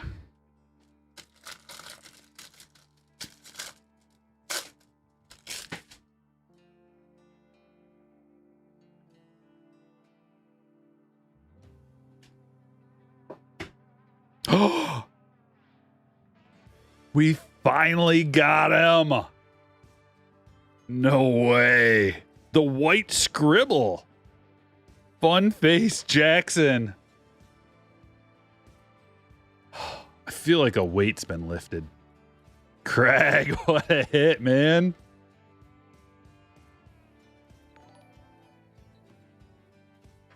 Yes.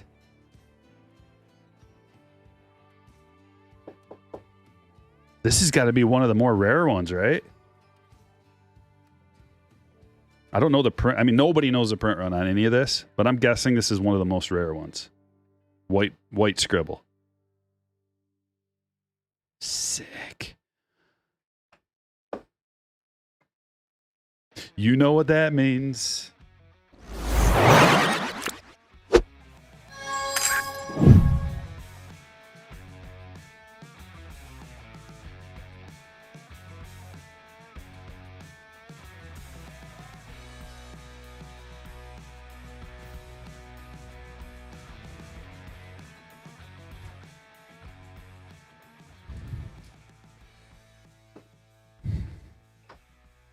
Haha! Make sure you hit the like button. Come on, do it. Do it for Jackson.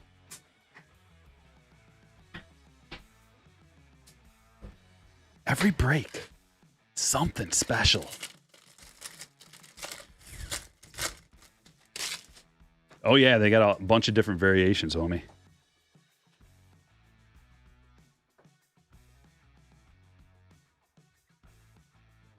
Nando.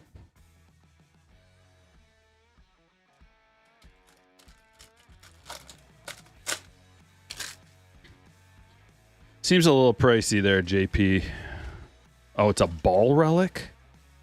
Okay, that's different. Gino says saw cut with no relic. Maybe more relic. You know what? I don't want the saw cut one. I would rather have that because, I don't know. Personally, I would rather have a one without the saw cut. I have a saw cut regular F face, but I don't know if it's real. I think it is, but I don't know for sure. And I feel like that would be the same with that card. Questions of its authenticity. Plus, I don't think they grade those. I don't think they grade the saw cut ones. I could be wrong. But a couple more tier 1 boxes.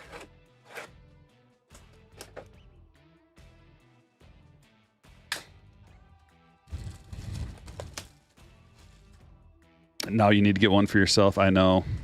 I'm going to have to buy them, I think. Because they're so tough to pull, man. It's like not cost effective to chase that one card, really. Usually if I'm ripping wax, I'm chasing like a gold. You know, something that's attainable. You get multiple golds per box. But you would have to rip 1, 2, 3, 4. I think you would have to rip like 5 jumbo cases to get one of those. Luis Robert to 149. And that's just a guess on my part based on things. Duran to 99. Bednar to 99. And a Rosarena to 75. We got one box left.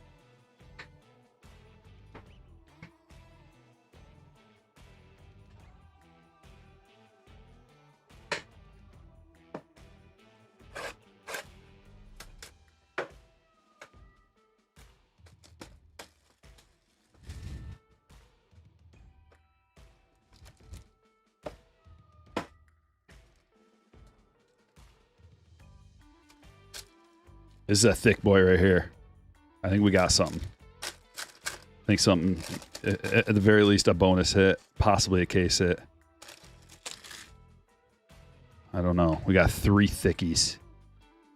Let's see. Triple Freddie Freeman to 25.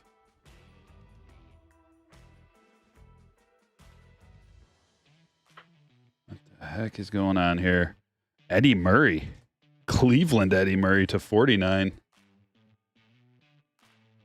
for Camille. Dual relic Eddie Murray auto.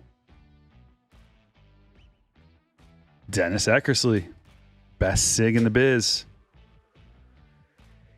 to 199 for James. Hunter Pence, bat and a swatch to 99. And Adley in the black unis.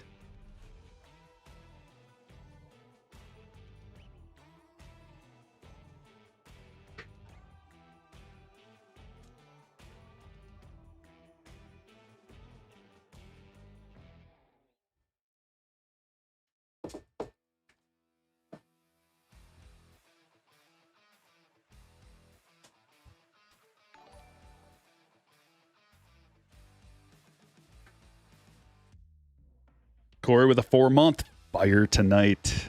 Indeed. We're 2 breaks deep. We got 1 more to go. We're going to check out all the hits, and then we're going to immediately start break number 3 with no delay. Because delays are for suckers.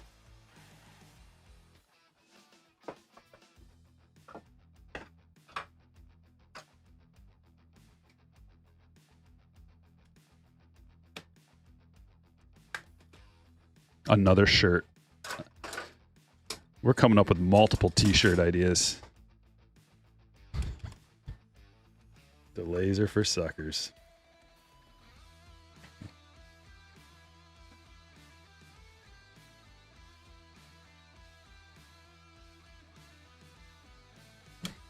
Jeez. Just whip it. Just whip the phone.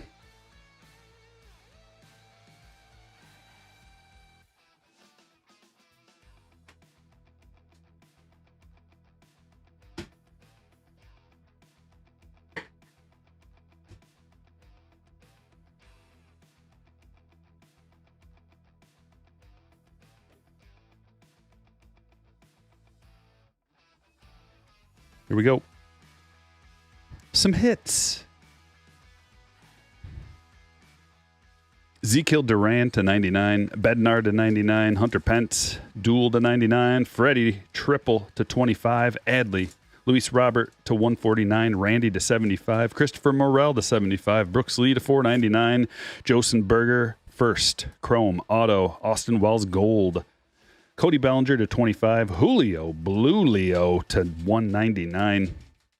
Bobby Witt Jr. Purple. Anime. Drew Jones. Encarnacion Strand. Clear One Auto. I don't know what the Clear One Autos are, but I have not seen one yet, so that'll be cool to redeem. Jason Dominguez, Heavy Lumber Rookie. Jan Gomes to 76. Independence Day. Paul Goldschmidt, 2 of 10. Young, Thick, Austin Riley to 75. Platinum Performers, Nando. Randy Johnson to 150. Derek Jeter to 199. Shohei to 75. Couple of Brian De La Cruzes. Matt Shaw, that's a red. Top 100. Numbered to 5. Dansby, Game Used Bat Relic. Herrera, Team Color. Evan Longoria, Gold Auto to 50. Eddie Murray, Dual Swatch Auto to 49. Eckersley to 199. Fun Face Scribble, White Scribble, Jackson Holiday. Jordan Wicks to 49. Rodriguez to 49. Adolis Garcia, Dual Swatch Auto to 75. Emerson Hancock to 99. Vaughn Grissom to 49. Yamamoto Green to 99. Badu to 499. Bobby Witt Jr. to 199. Cody Bellinger to 125. Boev to 250. Garrett Cole to 149. And Max Muncy triple to 49. What a loaded break.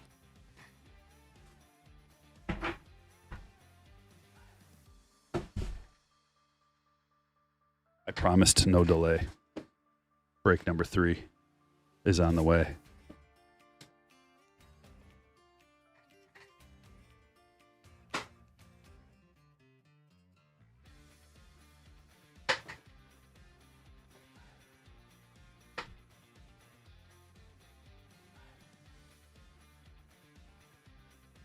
The Clear One Autos are 1 in 100 boxes. KC, what's up, my man?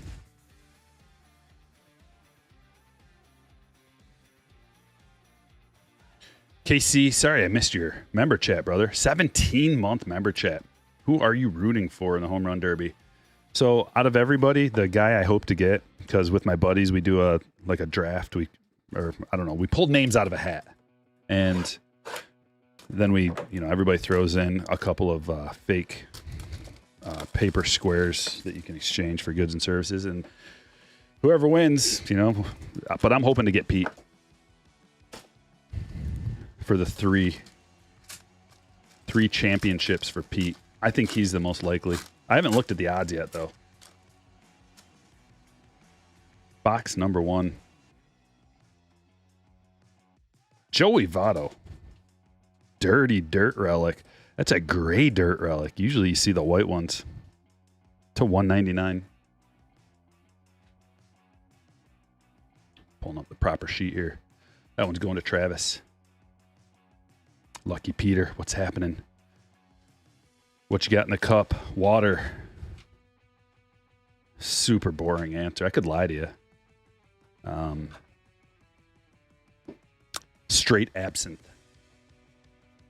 Nico to 199. Emerson Hancock, 10 of 10.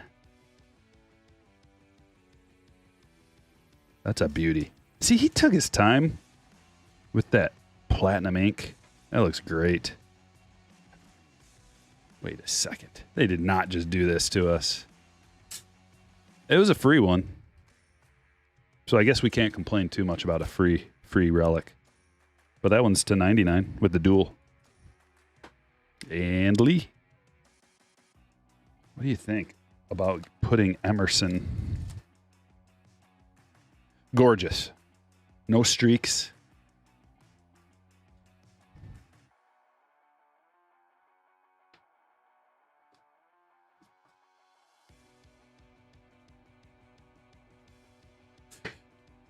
Let me check something out real quick. If it'll allow me.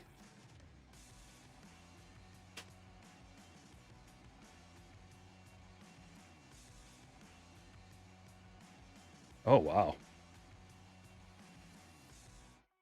I must have had a good MMA night.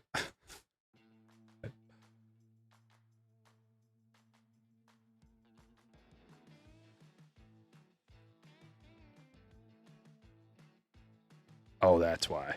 Okay. They do it like... Okay, I'm looking for the home run derby odds in the meantime. Why is it so hard to find? Baseball.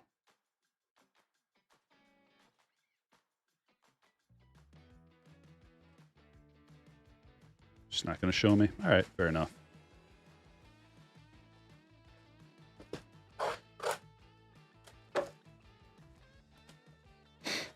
Should have said Everclear. I'm past my days of Everclear. That was 20 years ago. But believe me, I know all about it.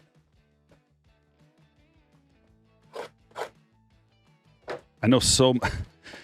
We used to dabble in Everclear so much that we just called it the Clear. We didn't even bother saying the whole name. And usually nicknames are created when you say something so often that let's just get right to the point. Let's get some Clear.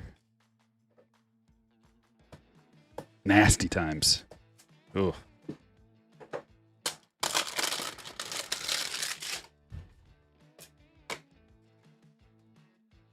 You like that Hancock, Shane? I do too. Phone, Alex.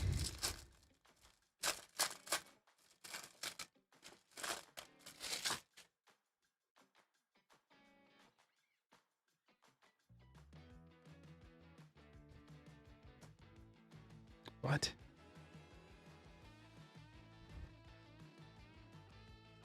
Is there some...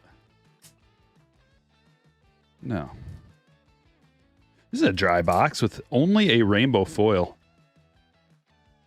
Aha, but a Lee. Okay, Lee in a yellow. At least it's a rookie yellow. Relevant rookie yellow.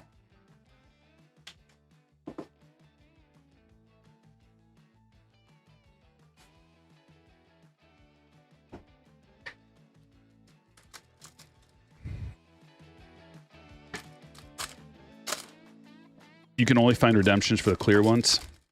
We have pulled, I think, what did we pull? We pulled Churio and Langford redemption out of the tier 1, and I don't think they were clear. I think they were just regular. One of them was a breakout, I believe.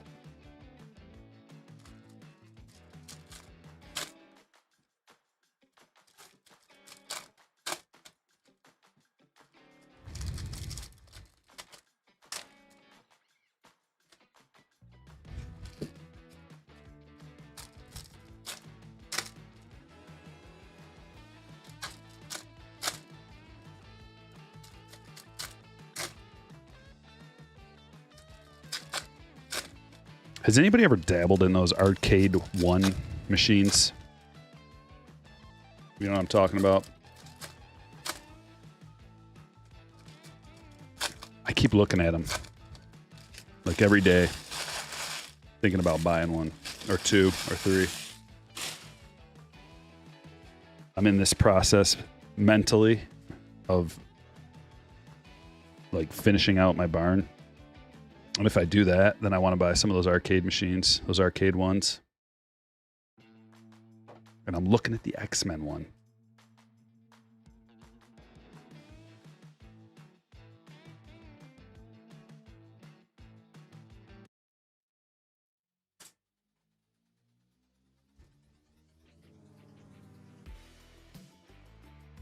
Yeah, 1-up. What'd I say? Arcade 1? Arcade 1-up.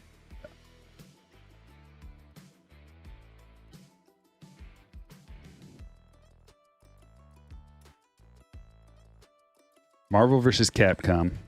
These are the ones I'm thinking of. Marvel versus Capcom 2.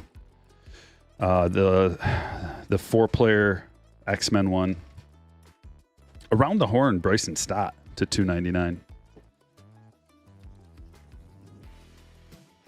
And what else was I looking at? There's a whole bunch of them. Possibly a NBA Jam or NFL Blitz. Maybe both. They have a Golden Tee. They have a Big Buck Hunter Tournament Edition. They're kind of small. Well, you get what you pay for. They're only $500 or $400 depending on what one you're getting.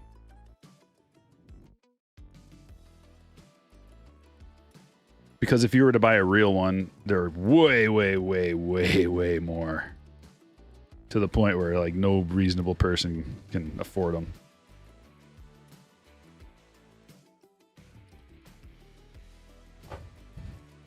Joey Votto. Yeah, they're like 3/4 size, if I'm remembering correct. It's like 3/4 the size of a normal one. You have the Golden Tee 3D and love it. Wish they were a little bigger. They're kind of small. Marvel vs. Capcom 2 is my jam. Yeah, the Raspberry Pi, like one of my friends has a complete system that he got. I think he paid, geez, what, $6,000 or something for it. It's cubby. It was super expensive. But either way, it's got every game ever, and it's it's got the guns, it's got 4 controllers, huge screen. It's sweet. But I don't know. I kind of just like the standalone, like one. I know they have multiple games in there. Like usually there's like 3 games or something, but the interface is really easy to use.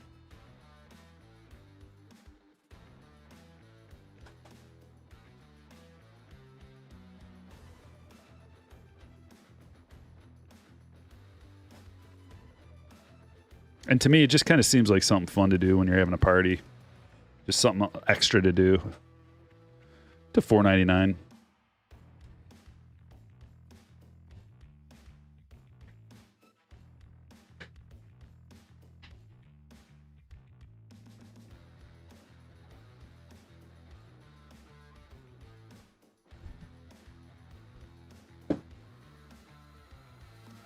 You have the Marvel vs. Capcom machine. Okay, tell me about it. The real one or the arcade 1-up? The Simpsons 4-player is awesome. Yeah, that's one that my friend has. He's got the Simpsons one, which is like that would be like my first choice, but we already played the heck out of it, so I'm kind of over it. The Ninja Turtles one, the X-Men one, and the Simpsons one, like the beat 'em up style. That's just where all my nostalgia is at from when I was younger. So that's where I kind of go. But also like Mortal Kombat, Street Fighter. There's others. But those are kind of like, I mean, we've played them so much and they've came out with so many of them through the years for consoles. Kind of old. That's why Marvel vs. Capcom 2, it's got so many characters and it has so much longevity. Like to this day, people play in tournaments for that game. I thought it would be kind of cool to learn every single player and document it. Learn how to play every single player and beat the game with every player. Learning all their moves. You can make a little like, I don't know, 12 to 15 minute video documenting the whole process and then try to play in a tournament or something. That'd be cool.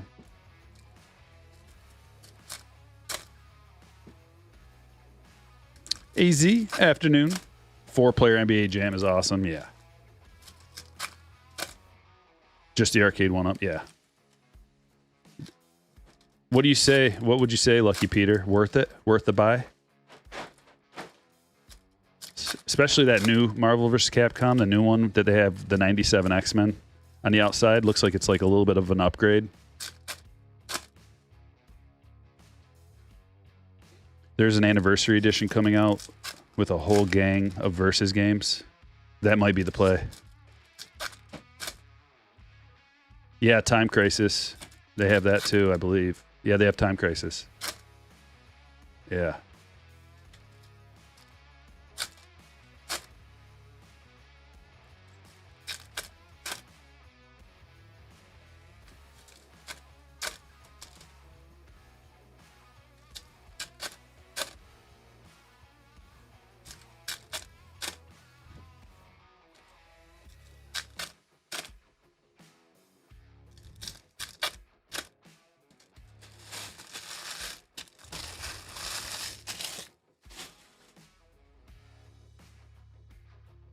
I think my dream would be to eventually, like, I don't have enough room in my barn for this, but I mean, I could make room technically, but to have a whole gaming setup with probably like two 65-inch, maybe, with like one screen with an Xbox setup, one screen with a PlayStation setup, with all the games that everybody likes to play, Halo, like I'm talking, you know, the new games, the newest Call of Duty, the newest Halo, first-person shooter style, and then maybe even like a Nintendo Switch setup with Super Smash Brothers and Mario Kart or something like that, like just the classics that everybody likes to play, in a theater setup with some arcade games around it and a poker table,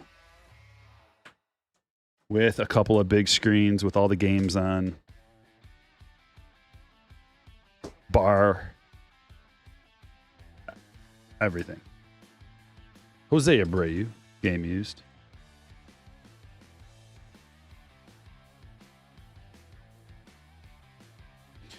Wiki, they've got this company called Arcade 1-Up.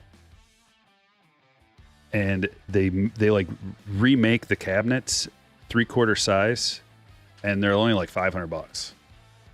You got to assemble them, but it just seems like a good deal.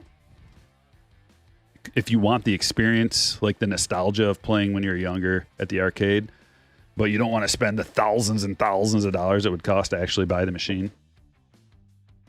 And from what I understand, they're pretty good. You know, there's complaints, but you know, what are you going to get for $500? There's not much you can get in terms of a full cabinet style arcade game with lights and sound and everything. Like, it's also hooked up to the internet, so you can play online against other people, and there's leaderboards.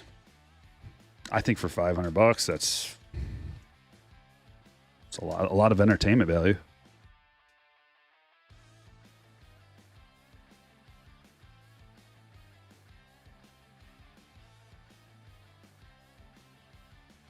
Sounds like a plan. Do it.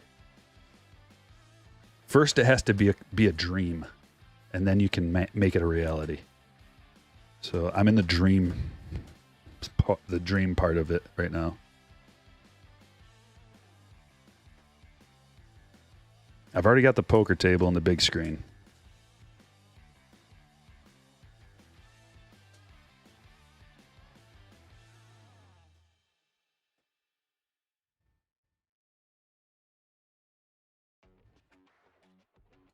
Anything? Are we going to get anything out of here? Come on. Come on.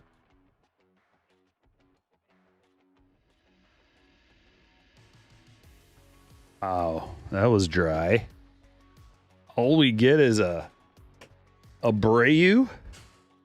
Game used.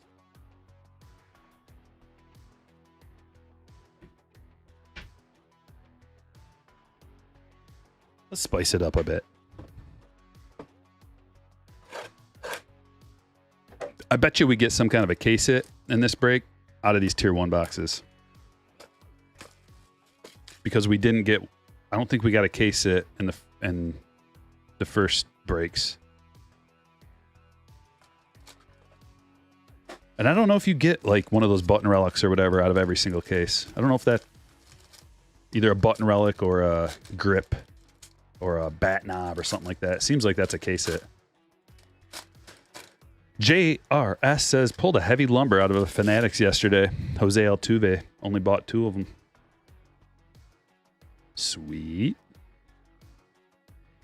Luis Robert to 199. Juan Gonzalez to 149. And Dave Stewart to 199. Arenado to 125.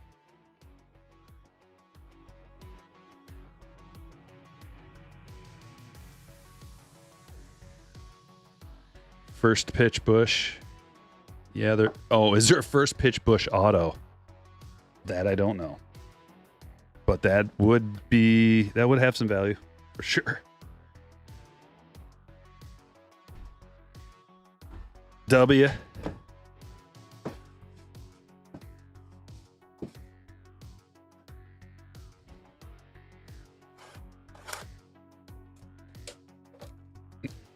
Wiki says, guys have been diving deep into the Jordan refractor game, and my pockets now contain butterflies. I dabble in the old Jordan insert game every once in a while, and yeah, it's costly. All those Jordans, they're not getting any cheaper. They're never going to get any cheaper. I guess unless there's a worldwide economic collapse, then maybe. But even then, I don't know. There's certain collectibles that no matter what happens, they only get more expensive. There's certain kinds of collectibles.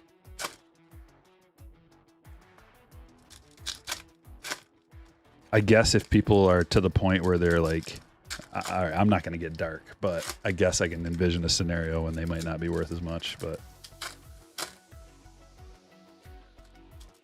if it's at that point, who cares anyway? Like, it's all over. It's all over anyways.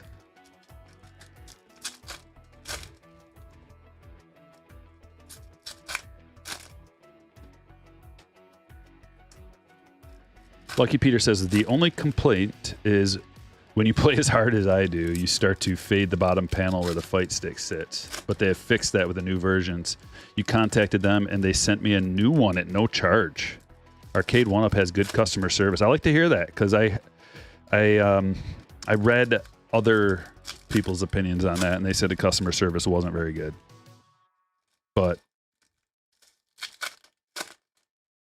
good to hear that it is good. That encourages me.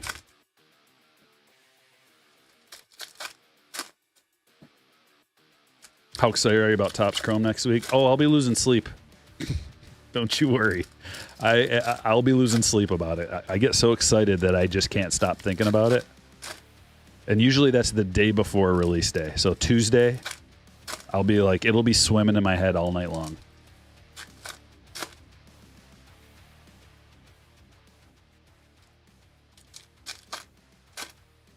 '92, '93 Beam Team. Yeah, Ryan, I've looked at, and the Fleer Ultra Scoring Kings. Yep, the Fleer Ultra Scoring Kings is probably the number one card that I want that I don't have. Never got it, but 90, like all of that Ultra stuff when they first, like, there are so many sweet inserts, and that was when I was probably in my peak, or close to my peak collecting. 92 through 94 was like when I was able to actually like buy boxes instead of packs at that point. So I could actually, get a box insert or whatever. And so I have quite a good collection, but I never got the Jordan Scoring Kings. However, I did get a bunch of power in the keys, and I do have the Jordan power in the key. Nice Skeens to 199. But I just recently bought that Jordan power in the key within the last year. So it's not like I pulled it, but I pulled a bunch of different power in the keys. Never got the Jordan. Finally bought the Jordan Raw. And I'm on the edge of if I should send it off or not. Because to me, it looks like an 8. It looks gorgeous, but there's just little things like the back has a lot of chipping, and you find that with most inserts. from that era is there's stuff wrong with a lot of them, which is why to get it in a PSA 10 is so valuable and hard to pull, or hard to find, hard to get, very, very, very expensive, because they're all in rough shape, man. I mean, they went right from the pack into a sleeve and into a top loader, and they're still not, like, none of them are good. I sent away my best of the best Jordans from that era, and I had like hundreds of them, and none of them gemmed.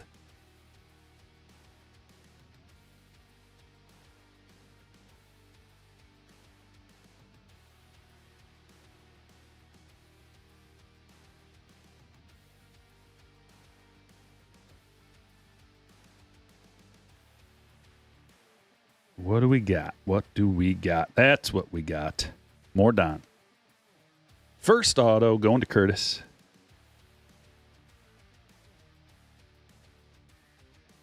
Your power and the keys in great condition here. A lot of chipping in a bum corner. My corners are really good. There's only chipping on one side, but there is a light surface scratch on the surface of the card that I didn't see when I bought it. And I looked, and they had lots of photos, so it's not like they were hiding it, I don't think. Although they probably were. They probably got just the right angle that it didn't show that off.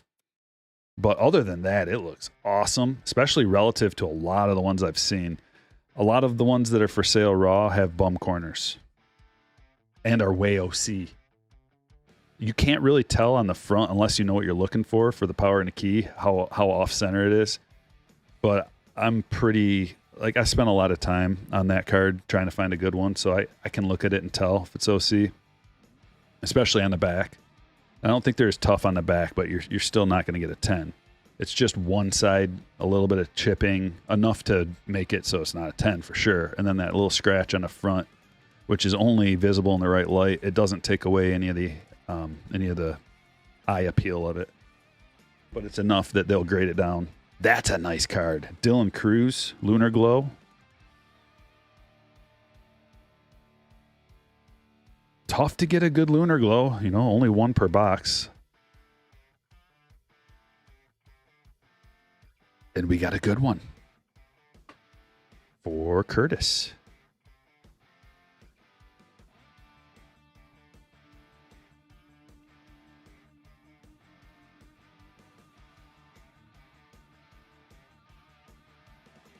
You put the wrong address, Squid. Oh, okay. I'll check it out. Yeah, the friendly public service announcement to all slammers. Please double check your address before you check out. Because today, lots of people had the wrong address, and I had to go through and manually change a lot. And it really, it's not fun.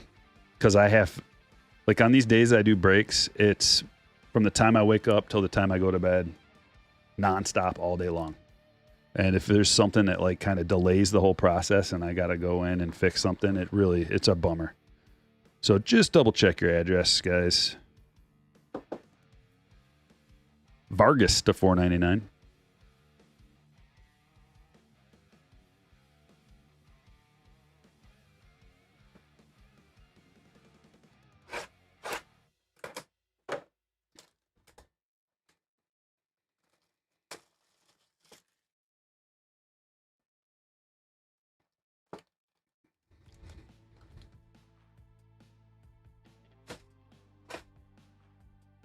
Oh, a Stars of MLB parallel. Yeah, I have pulled one. I have a CJ Abrams rookie red parallel that I actually sent away to get graded in my eBay store. That's the only one I've ever pulled. Actually, let me drop you a link to the store. I think I got a sale. I'm starting today. Should be live right now. It goes over the weekend. If anybody's interested, wants to check out the store, everything's got best offer on it. Shoot me an offer if you're interested in any cards. We can probably come to an agreement. Oh, this is the best one out of all of them, you guys. Javi Baez. Triple napkin swatch. Although I do see a little pinstripe over there on the corner. Going to Justin. Oh, there's two almost pinstripes. Luis Ariz, game used to $199. So we got a bonus relic Wade Meckler auto for the Giants, going to Nick. And Brian Reynolds to 149. Also Lane Thomas.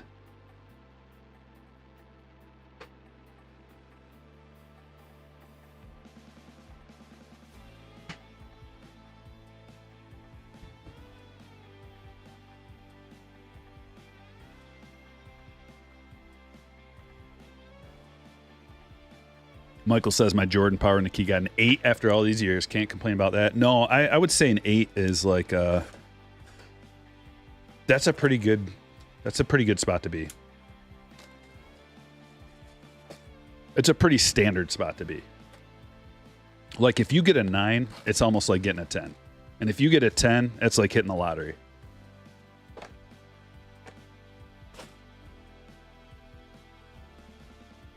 It's so almost impossible to get a 10. Also because it's like,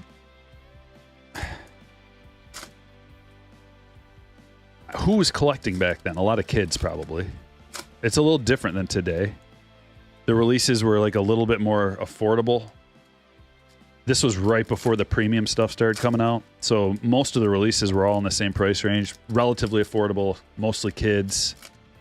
So, like, kids probably didn't take care of their cards that well, although, I mean, I did, I thought, but not perfectly. But I put them in top loaders, and some of them went into books, but not the good ones. I didn't put my good ones into books. And we had those screw down cases, which weren't the best, but at least it was protecting it.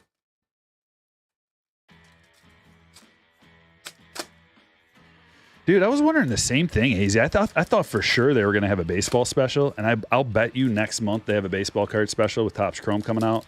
So get ready for next month, guys. I am. I've already got all my graded cards, but not all of them, but I spent a whole day going through trying to find some graders. So I've got a big stack that already I have ready to go into Card Savers. All I got to do is enter them into the system.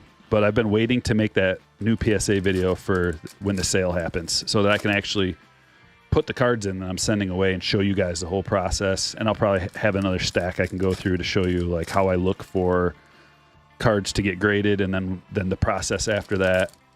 The before, during, and after process of getting cards graded. I just want to make an updated video because it's been a couple of years, I think, since I made the last one.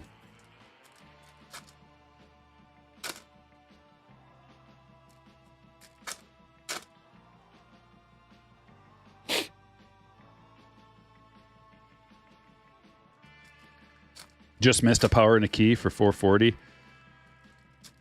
Raw. Just be real careful with the raw ones, man. It's a different community. The basketball card community and the baseball card community. I've found way more scammers in the basketball card realm.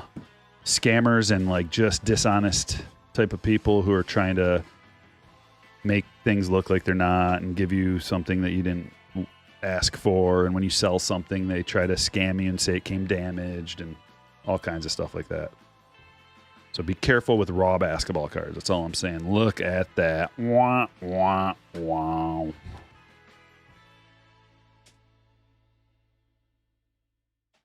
There's a Pena purple. Nicely centered.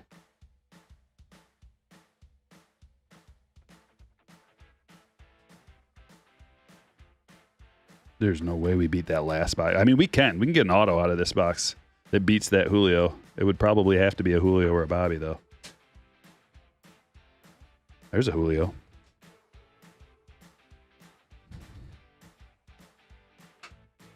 Yeah, I bought one raw B. I don't know if I'm going to send it away. I may just keep it raw, but I don't know. Aqua. Isak. Paredes to 250.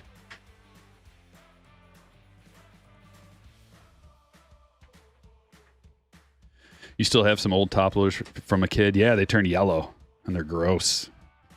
Not all of them, but some of them turn yellow. They're disgusting. Look at that cut job.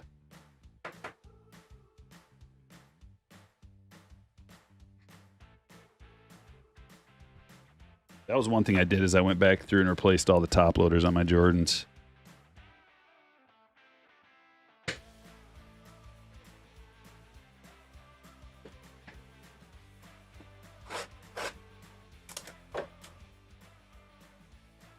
How old are you? Old enough to be your dad?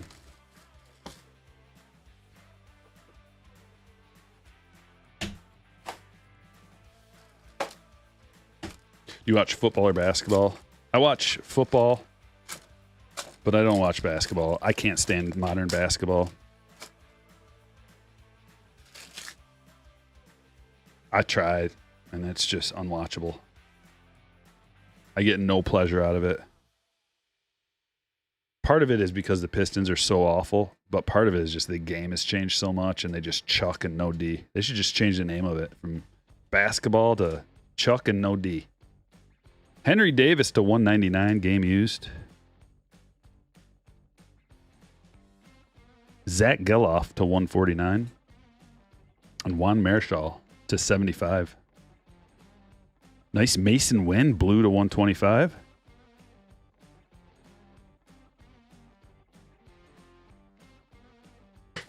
We got a Jumbo Series 2. And then 2 more Tier 1 boxes in break number 3.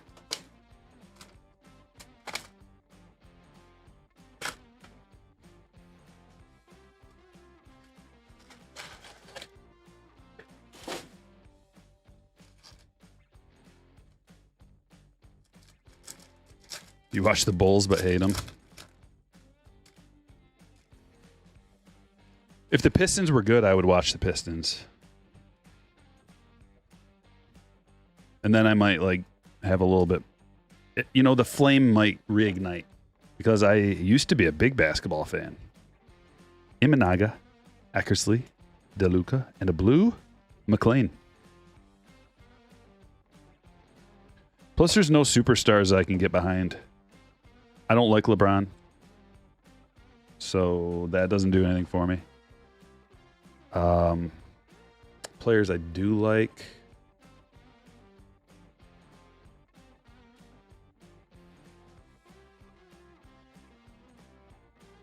Trying to think.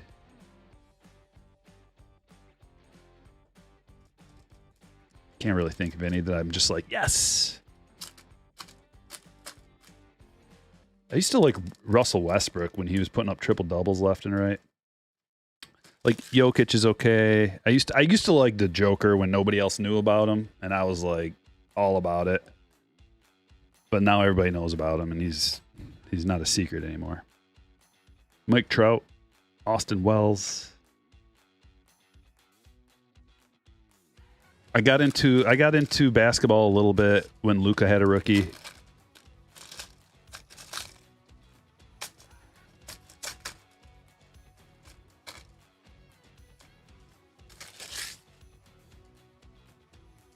I wanted to get into it with Cade, but he's just kind of mid. He's better than mid, but he's not much better than mid.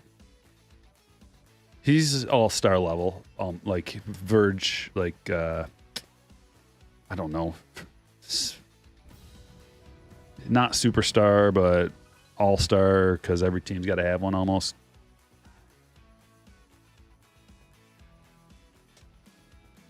And he can get better. He's coming off an injury this year.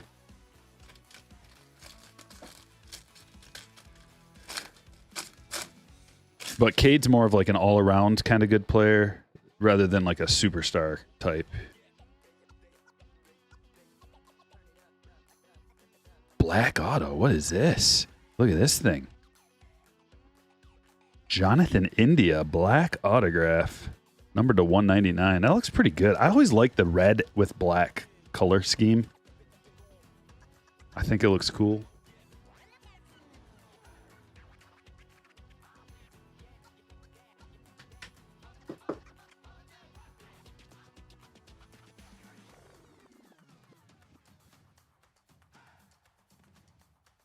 It's a black Matt Olson as well to $2.99. That's cool. Josh Young gold cup card.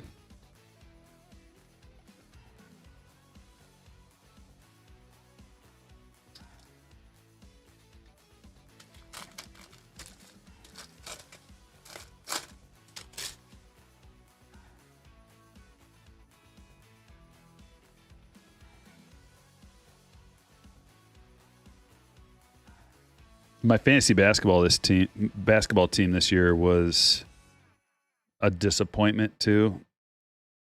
I think I made you know what happened? I made the playoffs and I didn't know it was the playoffs and forgot to set my lineup. That's how much I care about basketball. That was disappointing. And then last year, my fantasy basketball team made it to the championship game, and I lost by like an assist. So that was also a bummer. But there was a time not too long ago that I was pretty big into it, keeping track of everything going on. Cody Bellinger. That midseason tournament they did this year was... I don't know. Not good.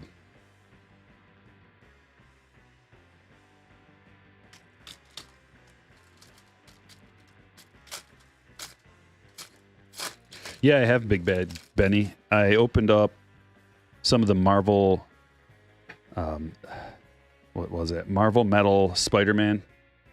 I opened up a decent amount of that when that came out. Was it last year? And I've actually got some stashed because I think that product could appreciate over time. But maybe not. I'm not an expert in Marvel cards, although I did collect when I was younger.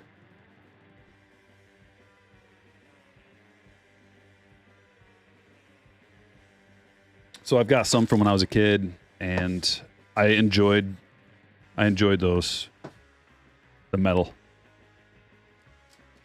Those are cool. I liked the art. I liked the feel of the cards and the look of them. I just haven't opened up anything since then, but I know they have the new Fleer Ultra Wolverine, and I've been thinking about getting a box of that, but I think I might wait till it simmers down a little bit.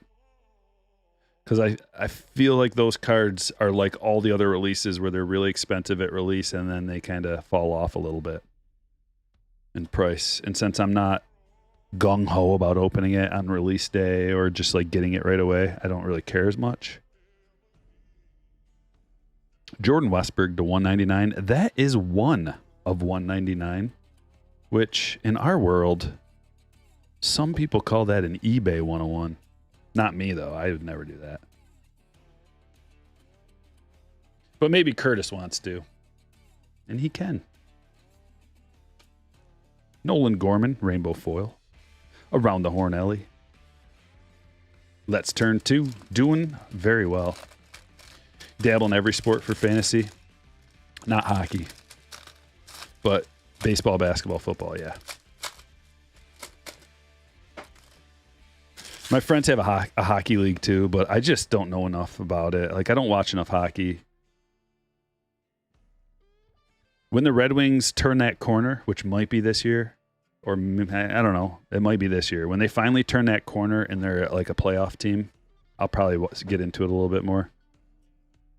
But I don't think I'll be doing any fantasy hockey. I have done fantasy hockey, and I don't really enjoy it.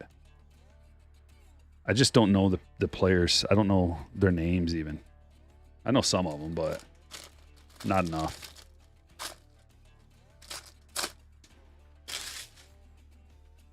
Logan wants to know what my favorite Topps pack from this year is. Yeah, I get asked that all the time. If you're talking about boxes, this tier 1 has been really fun and really good. There's a lot of surprises that come out, all the bonus hits. It's really good. But I would, if we can wait 1 week for that question, it's going to be Topps Chrome. Topps Chrome's always the best. If not the best, like the second best. But usually the best. I think the Skeens hype will go down. No. Well, eventually it will, like when he settles into his career, because there's always this trajectory of hype. It's like prospect hype. When you get drafted, your hype starts to go to the moon, and then right before you get called up, it usually peaks. But there's the occasional rare player like Skeens that lives up to their expectations, and his stuff is so nasty, and he's such like a imposing presence, and he's dating, like a superstar. And so all of that is combining to like this super hype, and he's an all-star. He's going to be like the all-star starter. So like his hype train is at an all-time high right now. Will it go down when he finally has to get Tommy John? Yeah, because it happens to everybody pretty much. Did you do well with the Connor Bedard rookie? I didn't send it away yet, but it's in my pile to get sent away to PSA as soon as there's a sale, which I'm hoping is this next month. And if they don't have a baseball card sale, I'll just send it in regular with the rest. Or I mean, like a all sports sale with. I'm assuming they're going to have a baseball sale, but it might just be modern cards the next month.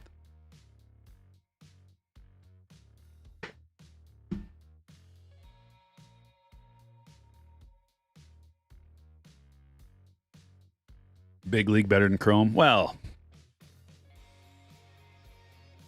there was one card in Big League that was better than any other. This one right here. So I guess it makes Big League the best release ever.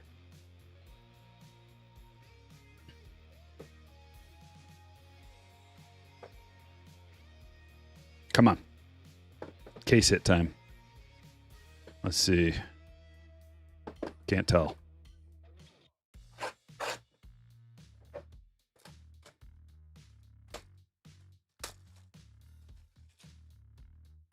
Let him strike out the side in the All-Star game. You want to say, yeah, but man, there's so many other stars there. His hype, I don't know if it could get any higher. The only way it could get higher, like he just almost threw that no-no, so he's all over the news. He's got to throw a no-hitter probably and win a Cy Young.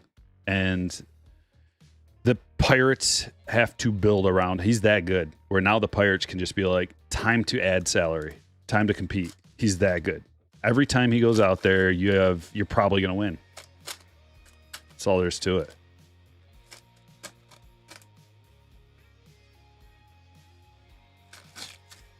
Bonus hit. McClanahan to 149. Robin Yount, that's cool. He's got a nice sig too. You can actually tell what name it is. Yount to 49. Going to the Brewers. Eric. Sweet. And Nick Lofton to 299.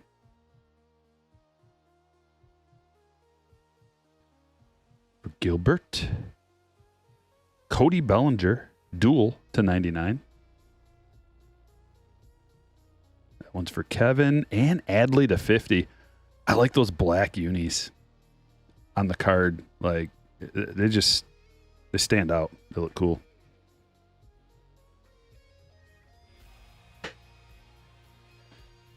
We got the last box here, ladies and gentlemen. Last box of the day. Last box of the break. It's been fun. Be ready. It's coming. Chrome is coming.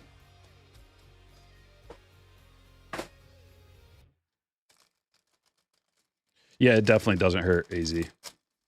Does not hurt at all. Pirate sneaky buyers at the deadline? I don't think so. I think off season probably. They should look to add some pieces. I'd be real upset if I was a Pirates fan and they didn't add some pieces this off season. Yelich to 199. Look at his eyes. Oh my goodness. Intense. Whoa.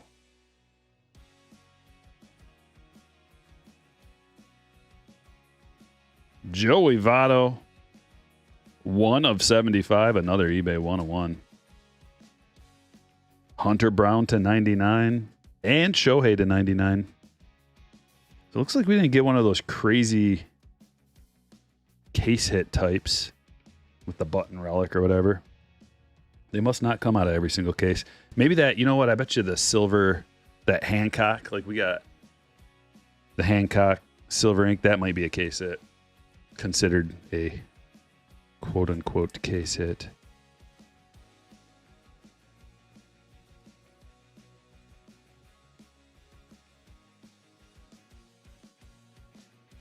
We got one of those in the last 2 breaks.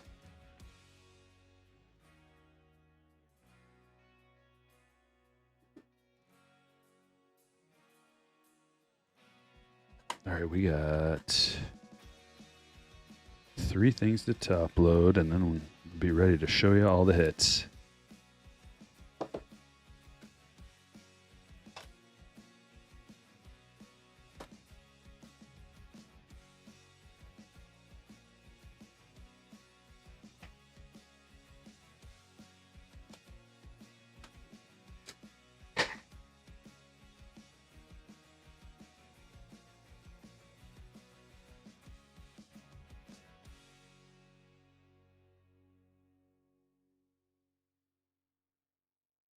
Here we go.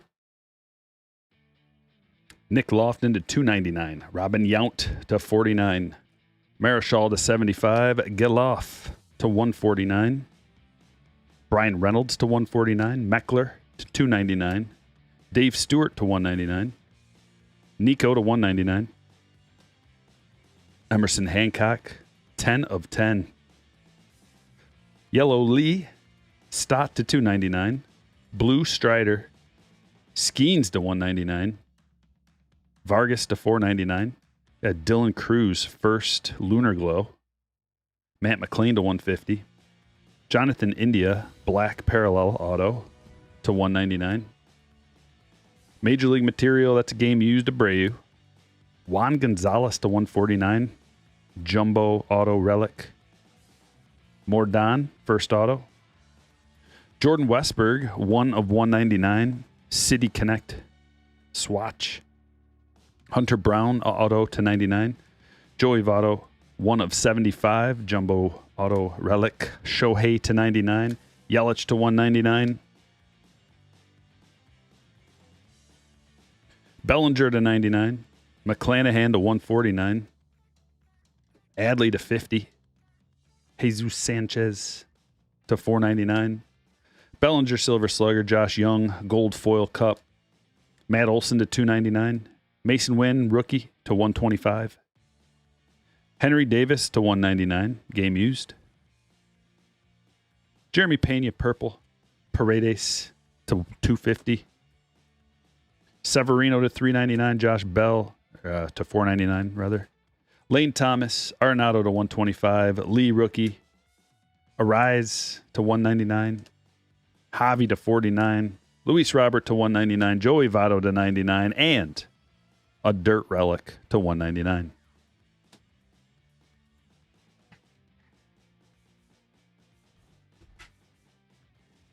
Ladies and gentlemen, thank you for joining us for today's breaks. All kinds of content coming right down the pipeline. Topps Chrome coming out next, then Museum Collection after that on the 31st. Then we've got Pro Debut on August 7th and Topps Finest on August 7th as well. So we're going to be coming out with a lot of new videos and a lot of new releases. Thanks for